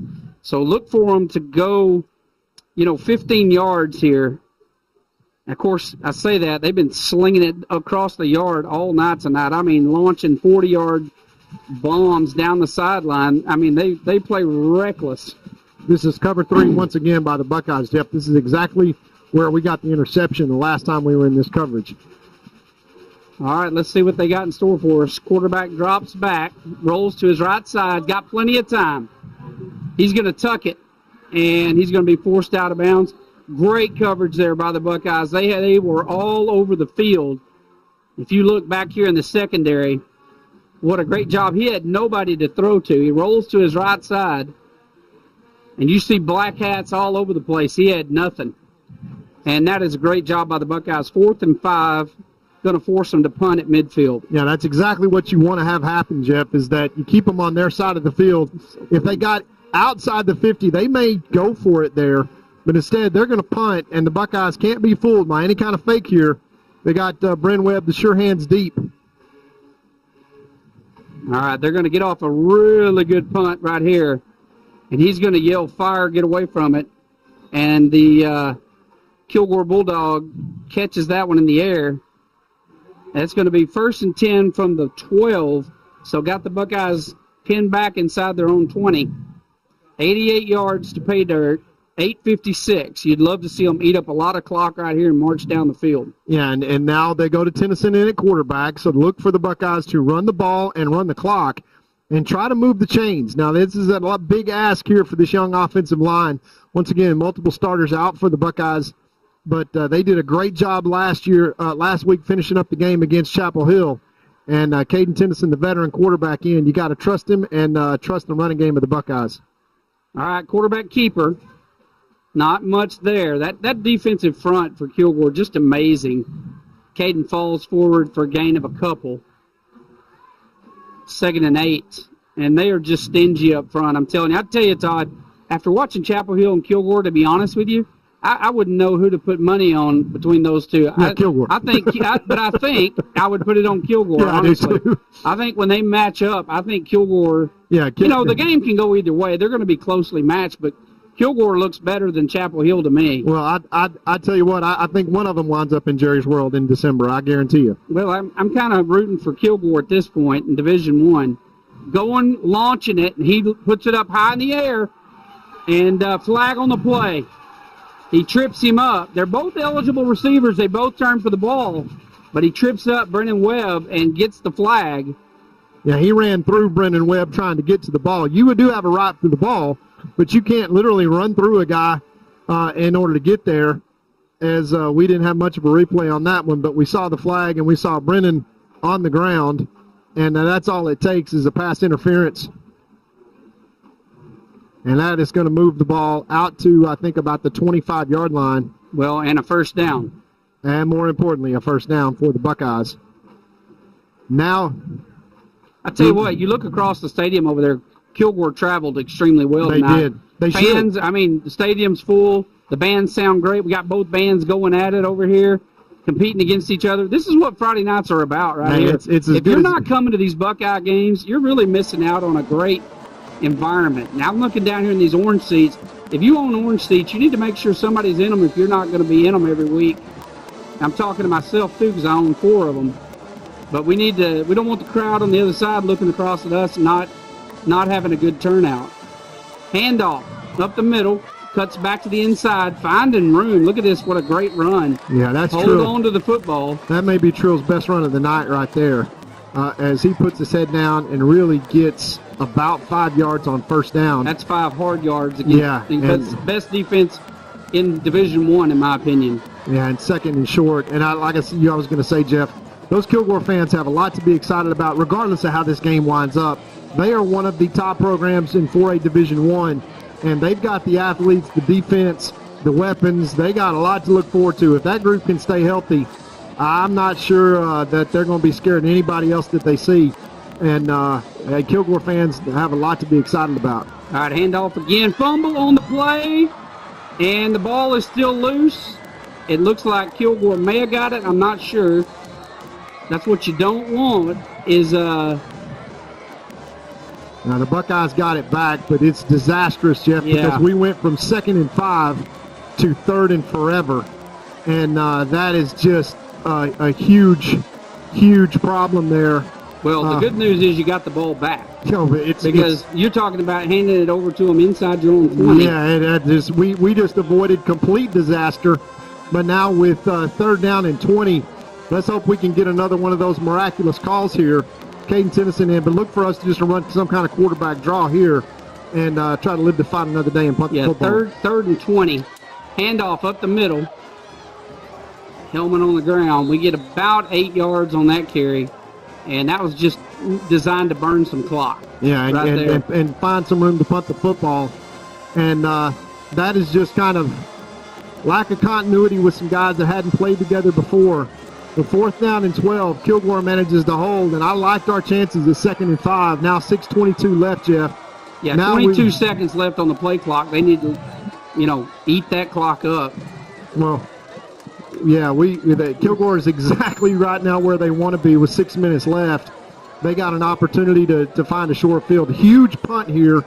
Braden Payton needs to put his foot into one. You notice how they're coming for it because they want to rush Braden so he can't do what he normally does, and he does a great punt, out of bounds, no return, flips the field, and that ball is going to go out somewhere around the 33-yard line. That's just a great punt.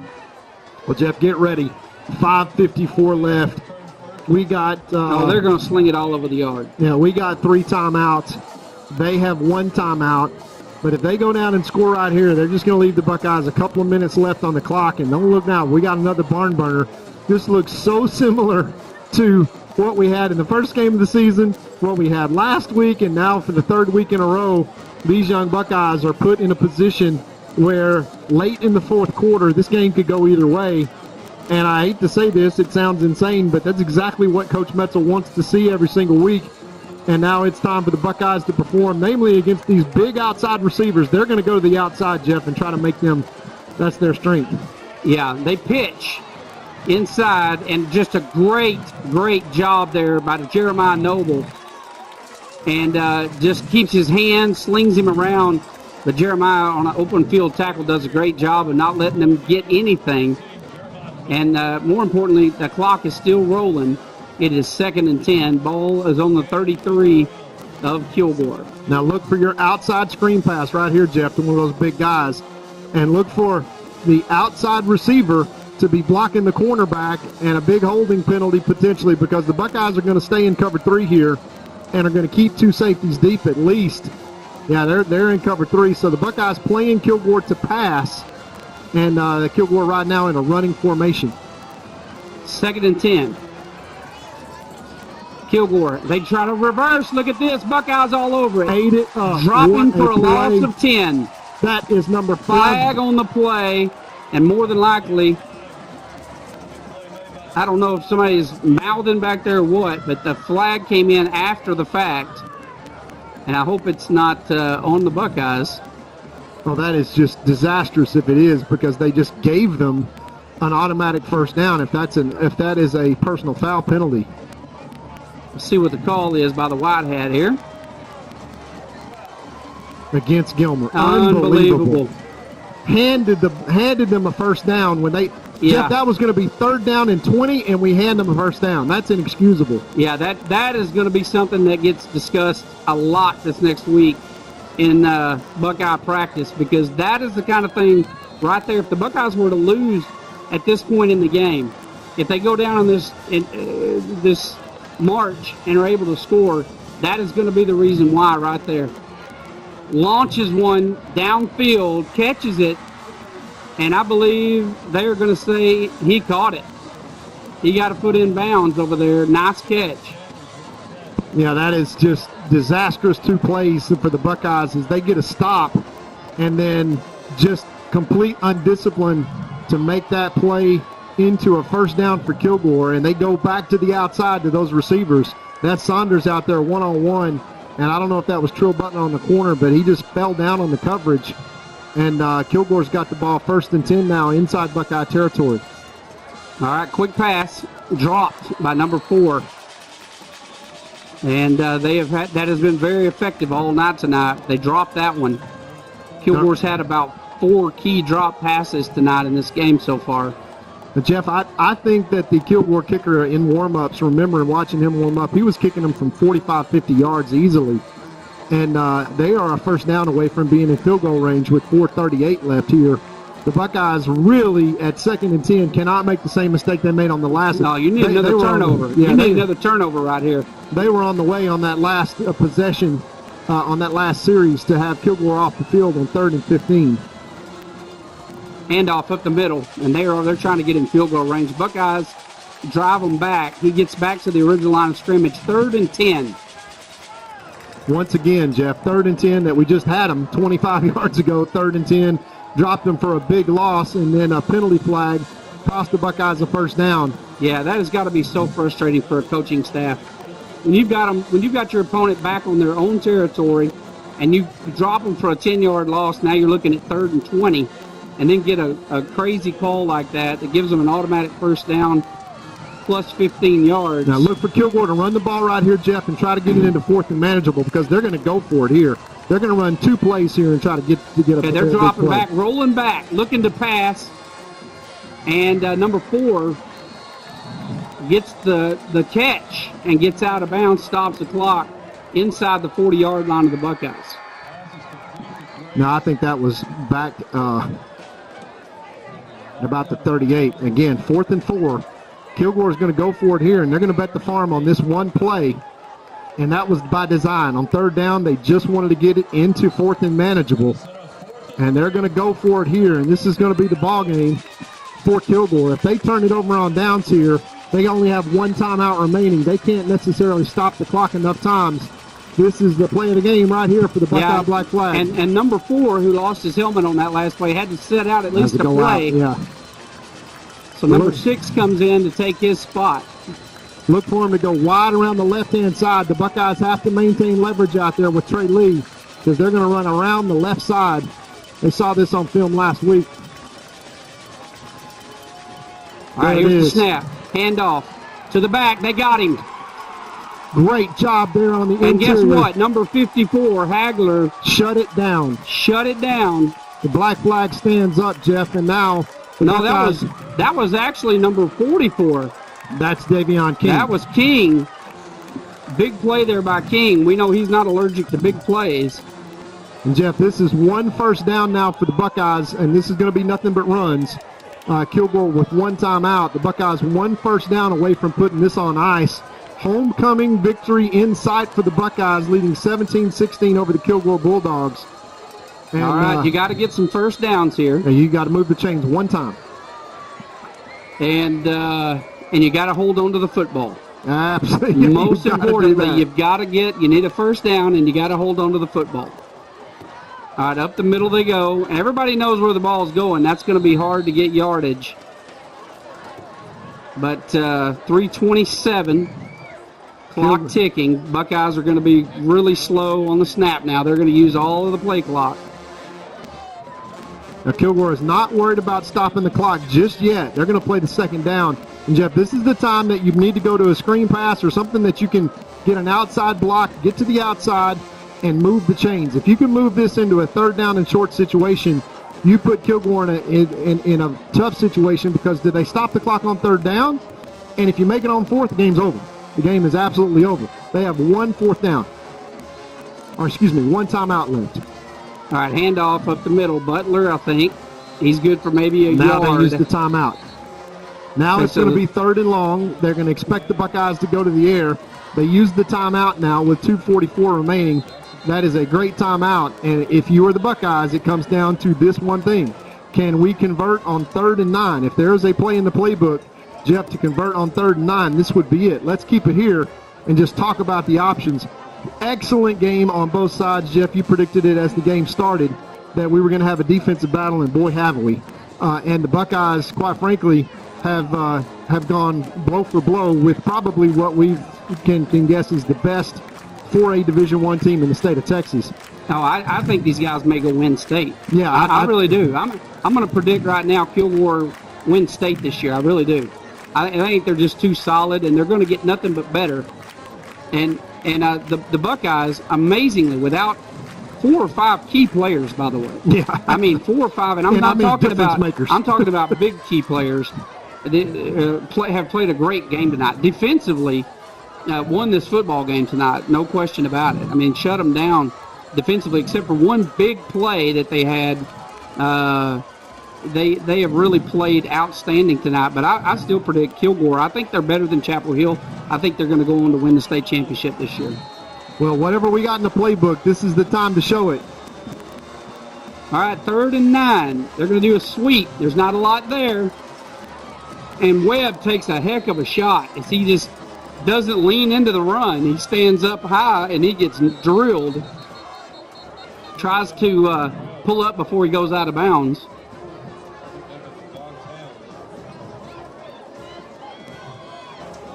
And do we have a timeout? No, that stops the clock at 2:31 because the ball was fumbled out of bounds. No. Kilgore did not have – Kilgore only had 1 timeout left. They called timeout. The Kilgore has no timeouts left, Jeff. They have no timeouts left.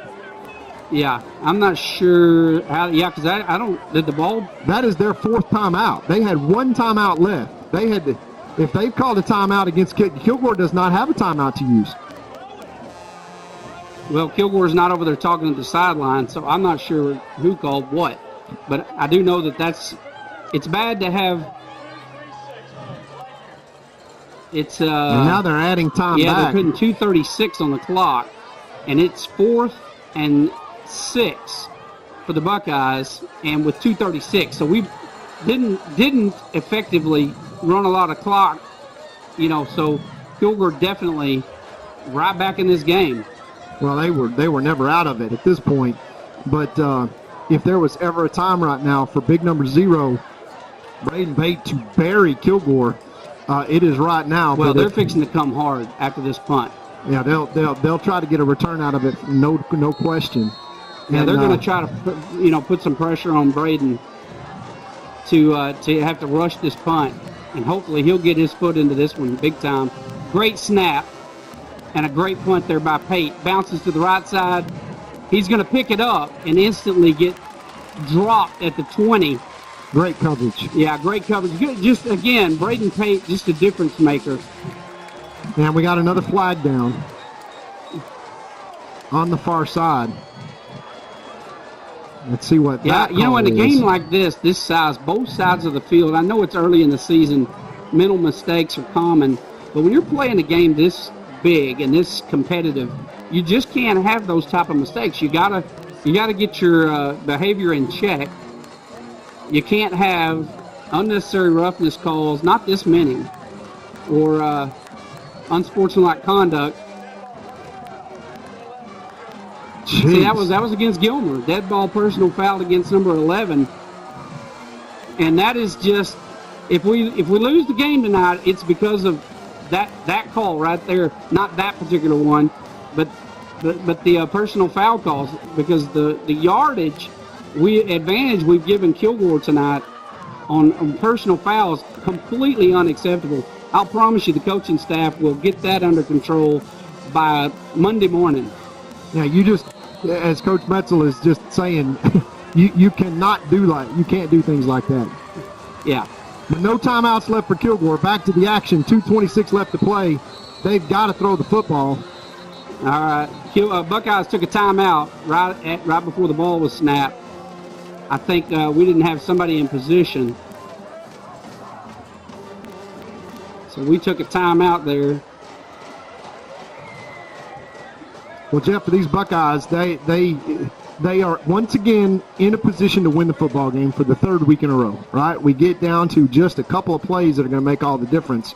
And in this case, you have one advantage if you're Kilgore. You've got big, giant receivers to the outside, and they have won almost every single man-to-man matchup that you give them.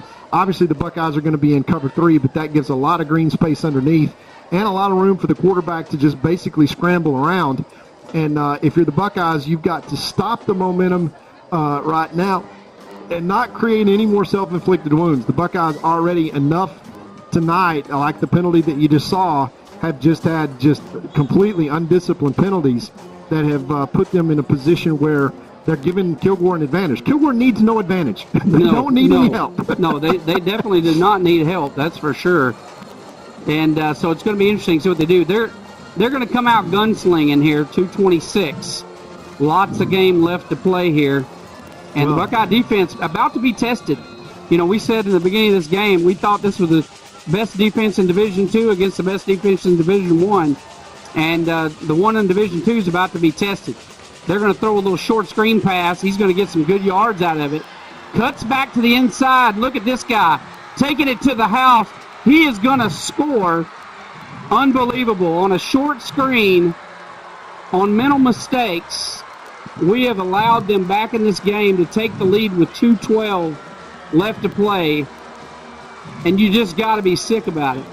Well, hey, unfortunately for them, they left us 2 minutes and 12 seconds.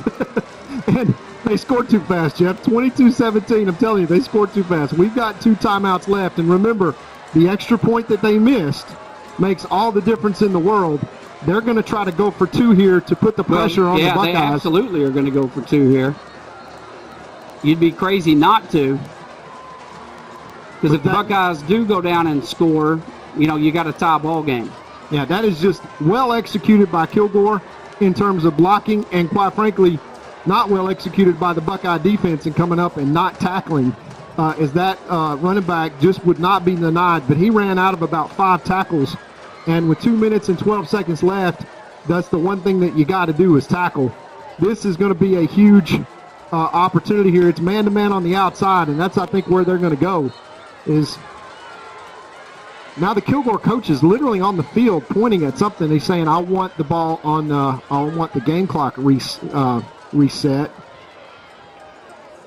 And he wants to line the ball up inside, which he has that option. As the coach going for 2, he can say where he wants to have the ball set up for a 2-minute, or excuse me, for a 2-point conversion. But this is a big 2-point conversion here for Kilgore. Okay, where are we going to spot the ball here?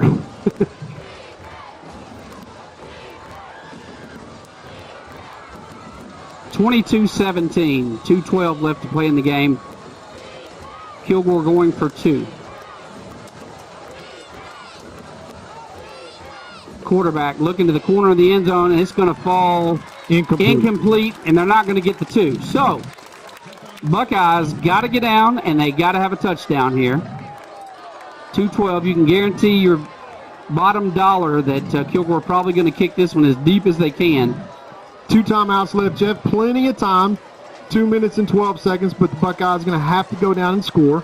And again, deja vu. This is exactly where we were last week with the Buckeyes truly getting down to the 6. I'll tell you one thing. The lights aren't going to go out in the middle of No, they're not going to go. This week. We've got our timers set correctly.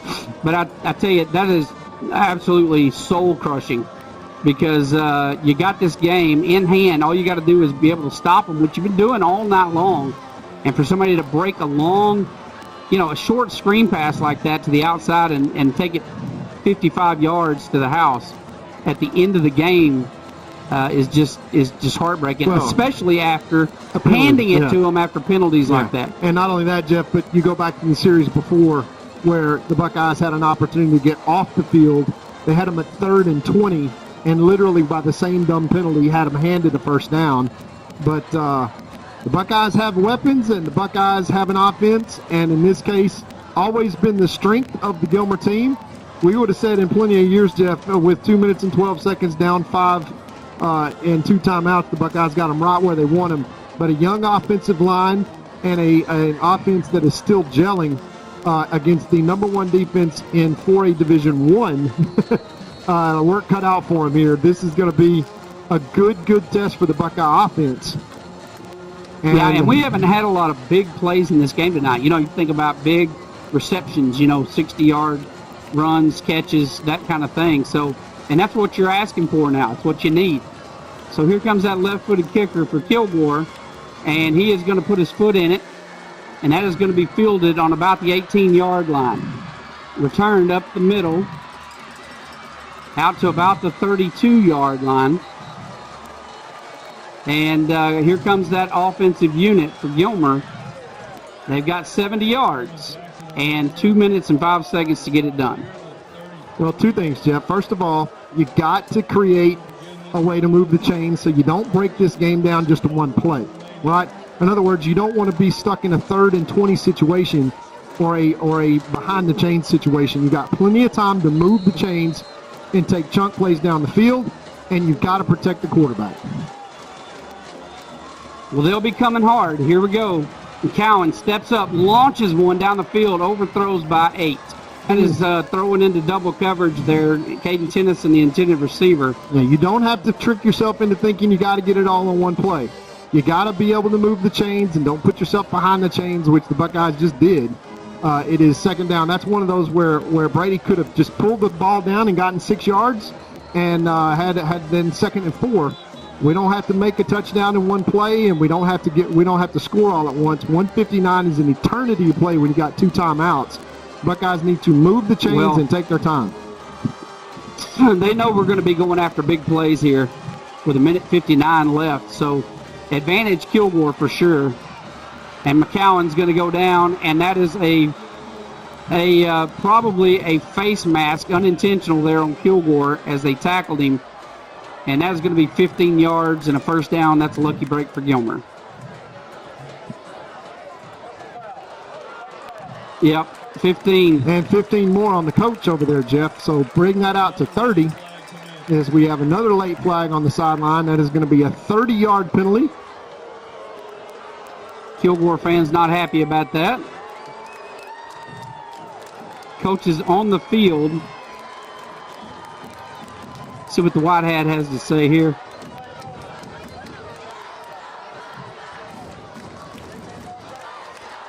That is a 30-yard pickup, Jeff, and exactly what the Buckeyes would need. I don't know what that guy said, but the ref did not like it. That is a big penalty. 1:53 left to play in the game. 30-yard penalty marked off against Kilgore. Kilgore fans are not happy. My brother-in-law is going to be crying foul for this one. 36 at the 36-yard line. That's a gift. 2 timeouts now. We gave them 30 and they gave it back. They did it back to us. They gave it back. We will not send it back unreturned, I promise. All right, this is going to be a real test of McCowan. You know, can he stay calm in these big game situations? This is why we schedule big games right here, folks, to test these guys early. McCowan rolling to his right, and he has to throw it away.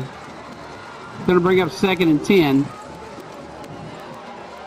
And this is exactly why Allen does what he does. That's why he wants to play Kilgore and Chapel Hill and a 5A school and a Pine Tree and a Lindale. This is the reason. He wants these guys to feel pressure early and be able to, when you get to district and the playoffs, to say, this is no big deal. I've been in this situation before. I've done this before. Now watch this, Jeff.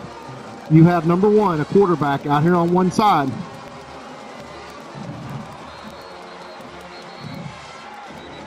That is an incomplete pass bounced to number 3, Trill Butler. And unfortunately, a field goal does not help the Buckeyes here. We're going to have to go 10 yards and make a 1st down. Look for the Buckeyes to make 2 play calls to get this into a 4th and manageable situation. But that is 2 plays right there, Jeff, that were pretty much wasted offensively. As that little out route, I don't know if Brady just hung on that one a little bit too long. No, that's 3rd down. The first down was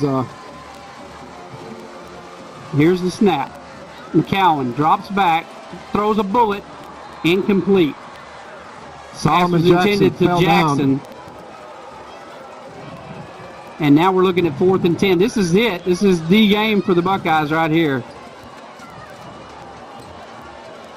As it is 4th and 10 with 1:38. Yeah, now Coach Metzel realizing that this is the ball game. We're going to call timeout and going to call whatever good play that he's got in the playbook. Well, But quite frankly, that is after a bailout by the Kilgore sideline. That is 3 plays from the Buckeyes that are not well executed at all. You got a jailbreak bust and a throwaway to the right-hand side, and then a complete underthrow on a screen pass out to the left, and then a receiver falling down on a route. Now this brings up 4th down, and the Buckeyes got to figure out a way to move the chains. So whatever play they've got, is Coach Metzel calling this one right now? Yeah, you think back to Chapel Hill last week. They've already showed the halfback pass, throwing it out to Caden, and I know Kilgore has watched that film, so they're going to be watching for that for sure. That's the thing I'd be telling my boys right now is stay on your man. But it'll be interesting to see what they call here. They got to be able to protect McCowan. You need 10 yards to stay in it. You got 1:38 left. Now, time plays no factor in this. This is simply, we're going to have to pick it up, and we're going to have to make a complete pass to do it. So best play against best defense right here, Jeff. Yeah, this is going to be interesting. If it's me, I'm going to Brennan Webb, no matter what. Dropping back, looking to pass. And look at here. First down and stop the clock, Jeremiah Noble. That is huge. We've got a Kilgore player down with a cramp.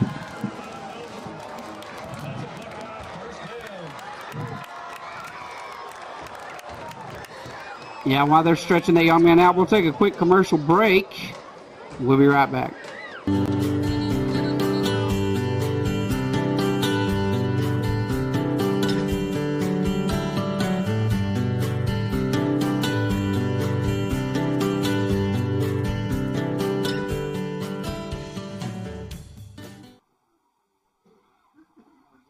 Chad Burkhalter and Gary Vestal are your...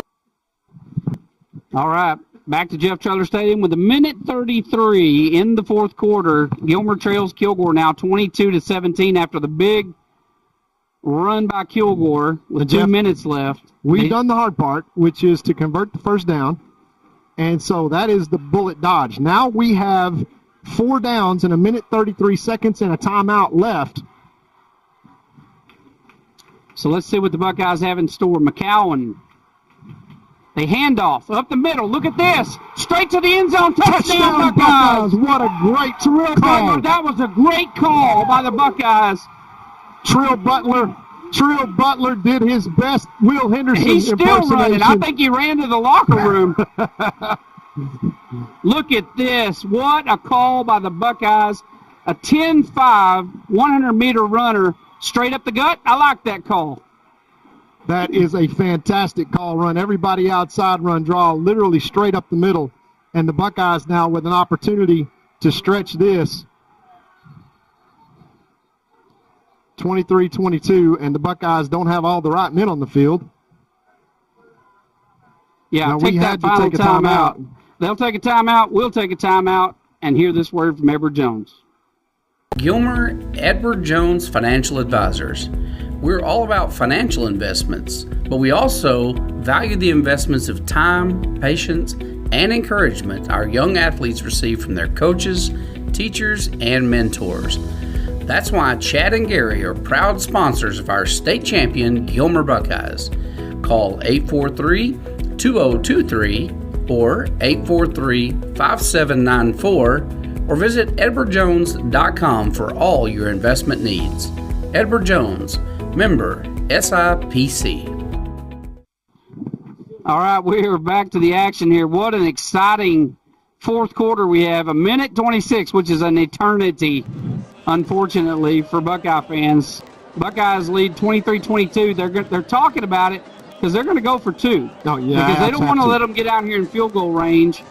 You either win by 1 or you go up and you got to get the 2, be 3 points ahead in case they get downfield and kick a field goal. You got to tie.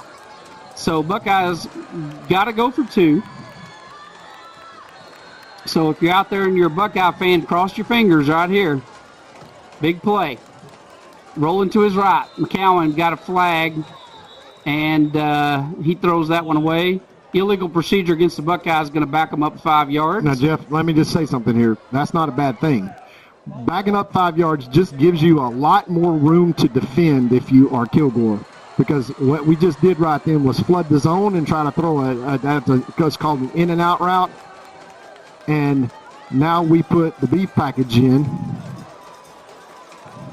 I tell you what, I put Caden at quarterback at this point. Yeah, I think we're just going to go ahead and kick the field goal, which I'm not sure we get anything. I mean, we could kick the extra point, but I don't know if we get anything out of that. They may still go for 2. Who's over there on the right side? Yeah. Now you got Day over there. Yeah, that's Day at blocking back. They're going to actually kick here, I think. I don't know. Yeah, they're going to put one through the uprights. We got a flag. So let's see. Kilgore. So let's see what that is. That could be interesting.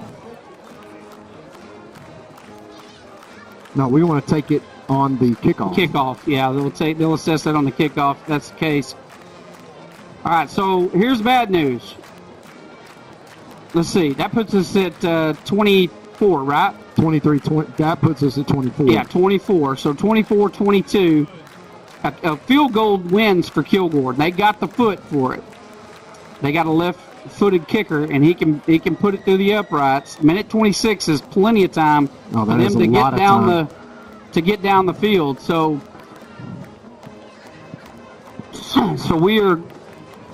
this game is a long way from over. Now, what Joe is saying is you gain nothing by kicking an extra point. So why would you not go for 2? I'm with Joe on that one. I don't know the thought process behind that. 1 point's as good as another. If you're not 3 ahead, you're vulnerable. I guess he's going to say. I'll ask him about that on the coaches show on Sunday, and he's probably going to say we can't risk the pick, Yeah. And that's probably right. Yeah, if you go for 2 and they pick game score on the other side, you lose the game. Yeah, that'd be a painful way to lose. You want to make them try to earn it. Well, for right now, Jeff, this is execution. There's no timeouts for Kilgore. They got 1:26 left. That means every time they got to throw it in the air, and you have to have no run back here. So I think what you do is you kick it deep. You kick it over the head of these receivers. And Pate is completely capable of doing that. Yeah, he is. But, this is one of the things we've been working on is lane integrity. And I'll promise you the last thing these guys were told before they walked out there is stay in your lane. Do not provide a gap for them. So you've got to maintain lane integrity. You can't leave a hole for one of these dangerous backs to come through. And he puts a foot in it, and he's going to kick it all the way to the end zone. And he's going to try to come out with it. And we've nice tackle. Great tackle there by number 11. And that is Kennedy, who flips him end over end. Inside the 20. Does a great job. 1:20 left, Jeff. That gives us room for, let's call it about 7 plays, depending upon if they can pick up a first down. Well, they're going to start. At about 8 seconds per play. The Buckeyes going to come out in cover 3, no doubt. Yeah, they're going to come out slinging it over the yard. So offsides against the Buckeyes. They're going to have a re-kick. So the Buckeyes, once again, offsides. I have no idea who that's on. That's that's something that happens often on a kickoff. It really does. Nobody ever calls that. Yeah. Because there's always somebody, a foot over, but it's like. In a game like this, I guess, maybe their philosophy is we're going to call it, exact. Because normally you don't see that call. So we got to back up 5 and kick it. Yeah, that's we do have the choice of where to kick it. Okay, so but you got Saunders over here. Yeah, you got your 2 big guys over here. That's right. You don't want to. That's a long way to run and give these guys time to field the football and build some speed. You blow a lane or 2, get a good block by those guys up front, and these guys can return it 30, 40 yards. I'd do a squib kick or something. Number 3 fields it at the 35. He's going to the left side. Big return. Strip the football.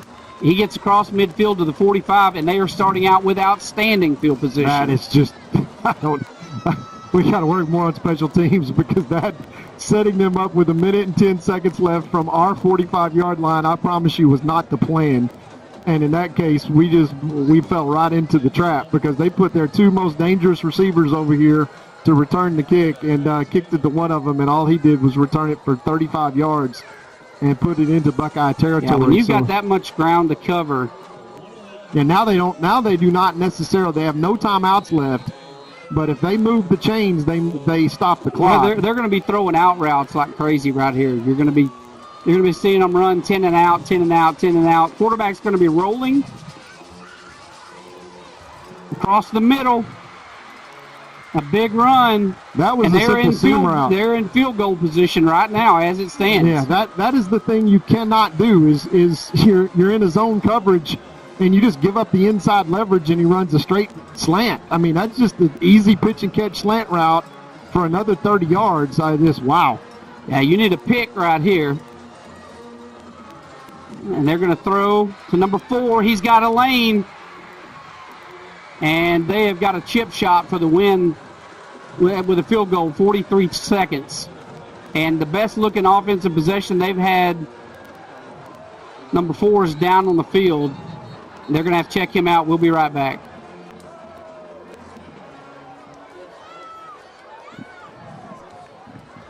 Two-time Hall of Fame inductees, Brent Godarzi and Marty Young. Back-to-back #1 trucking firm in the nation. Back-to-back best attorney and best law firm in East Texas. For nearly 150 years, Crowley Funeral Home has offered the highest quality in funeral services to the families of Upshur County for a fair and reasonable price. Led by Gilmer graduate Troy Murray, our staff stands ready at all times to tenderly guide your family in their time of need in all aspects of funeral planning, such as pre-need and at-need, and all types of services from cremation and memorial services to traditional funerals, with attention to every detail. At Crowley Funeral Home, we've been treating families as our own since 1883. All right, here we are. They are a chip shot away from the win. Right now, the ball sits on the 7-yard line. We need a fumble here, a bad snap, or a blocked field goal when they go for a field goal, unless they get it in the end zone right here. Yeah, there's a 10-second runoff for a penalty. So there's 29 seconds left. That may work against the Buckeyes, actually, Jeff, because if they put it in the end zone, then the Buckeyes aren't going to get the ball back. All right, handoff up the middle, number 8. Down inside the 5-yard line. Lay on them. They can't stop the clock. They got to try to get up and get set. The clock is running 10 seconds. Their guy. The game's over. The game is over. Yeah, if 6 seconds. If they have stop an injury, the clock. That's the game over. That is game over. That's a 10-second runoff. That is game over, Jeff. That is game over. The game is over. Yeah, they had a guy go an down injury and stop timeout. the clock. That is a 10-second runoff. The game is over. The game is over. The game is over. Yeah, they're lining up for the coaches kick. cannot come on the field. That is the ball game is over. The ball game is over. Well, the 10-second runoff, Jeff. That is the ball game is over. No, a penalty. The ball game is over. It's not, evidently. They're going to let them kick it. The ball game is over. That is an injury timeout. The ball game is over. Well, our coaches are not even calling for that, so let's see what's going on here.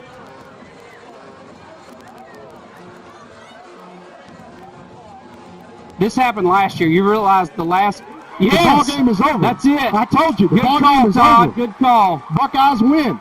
That is all there is to it. And that was, quite frankly, the only reason that the Buckeyes I was were going to wondering win why that our game. coaches weren't yelling for that out there. Unbelievable finish to an unbelievable game. Let me tell you something.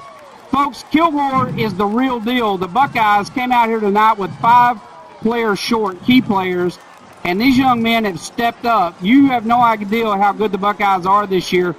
But let me tell you something.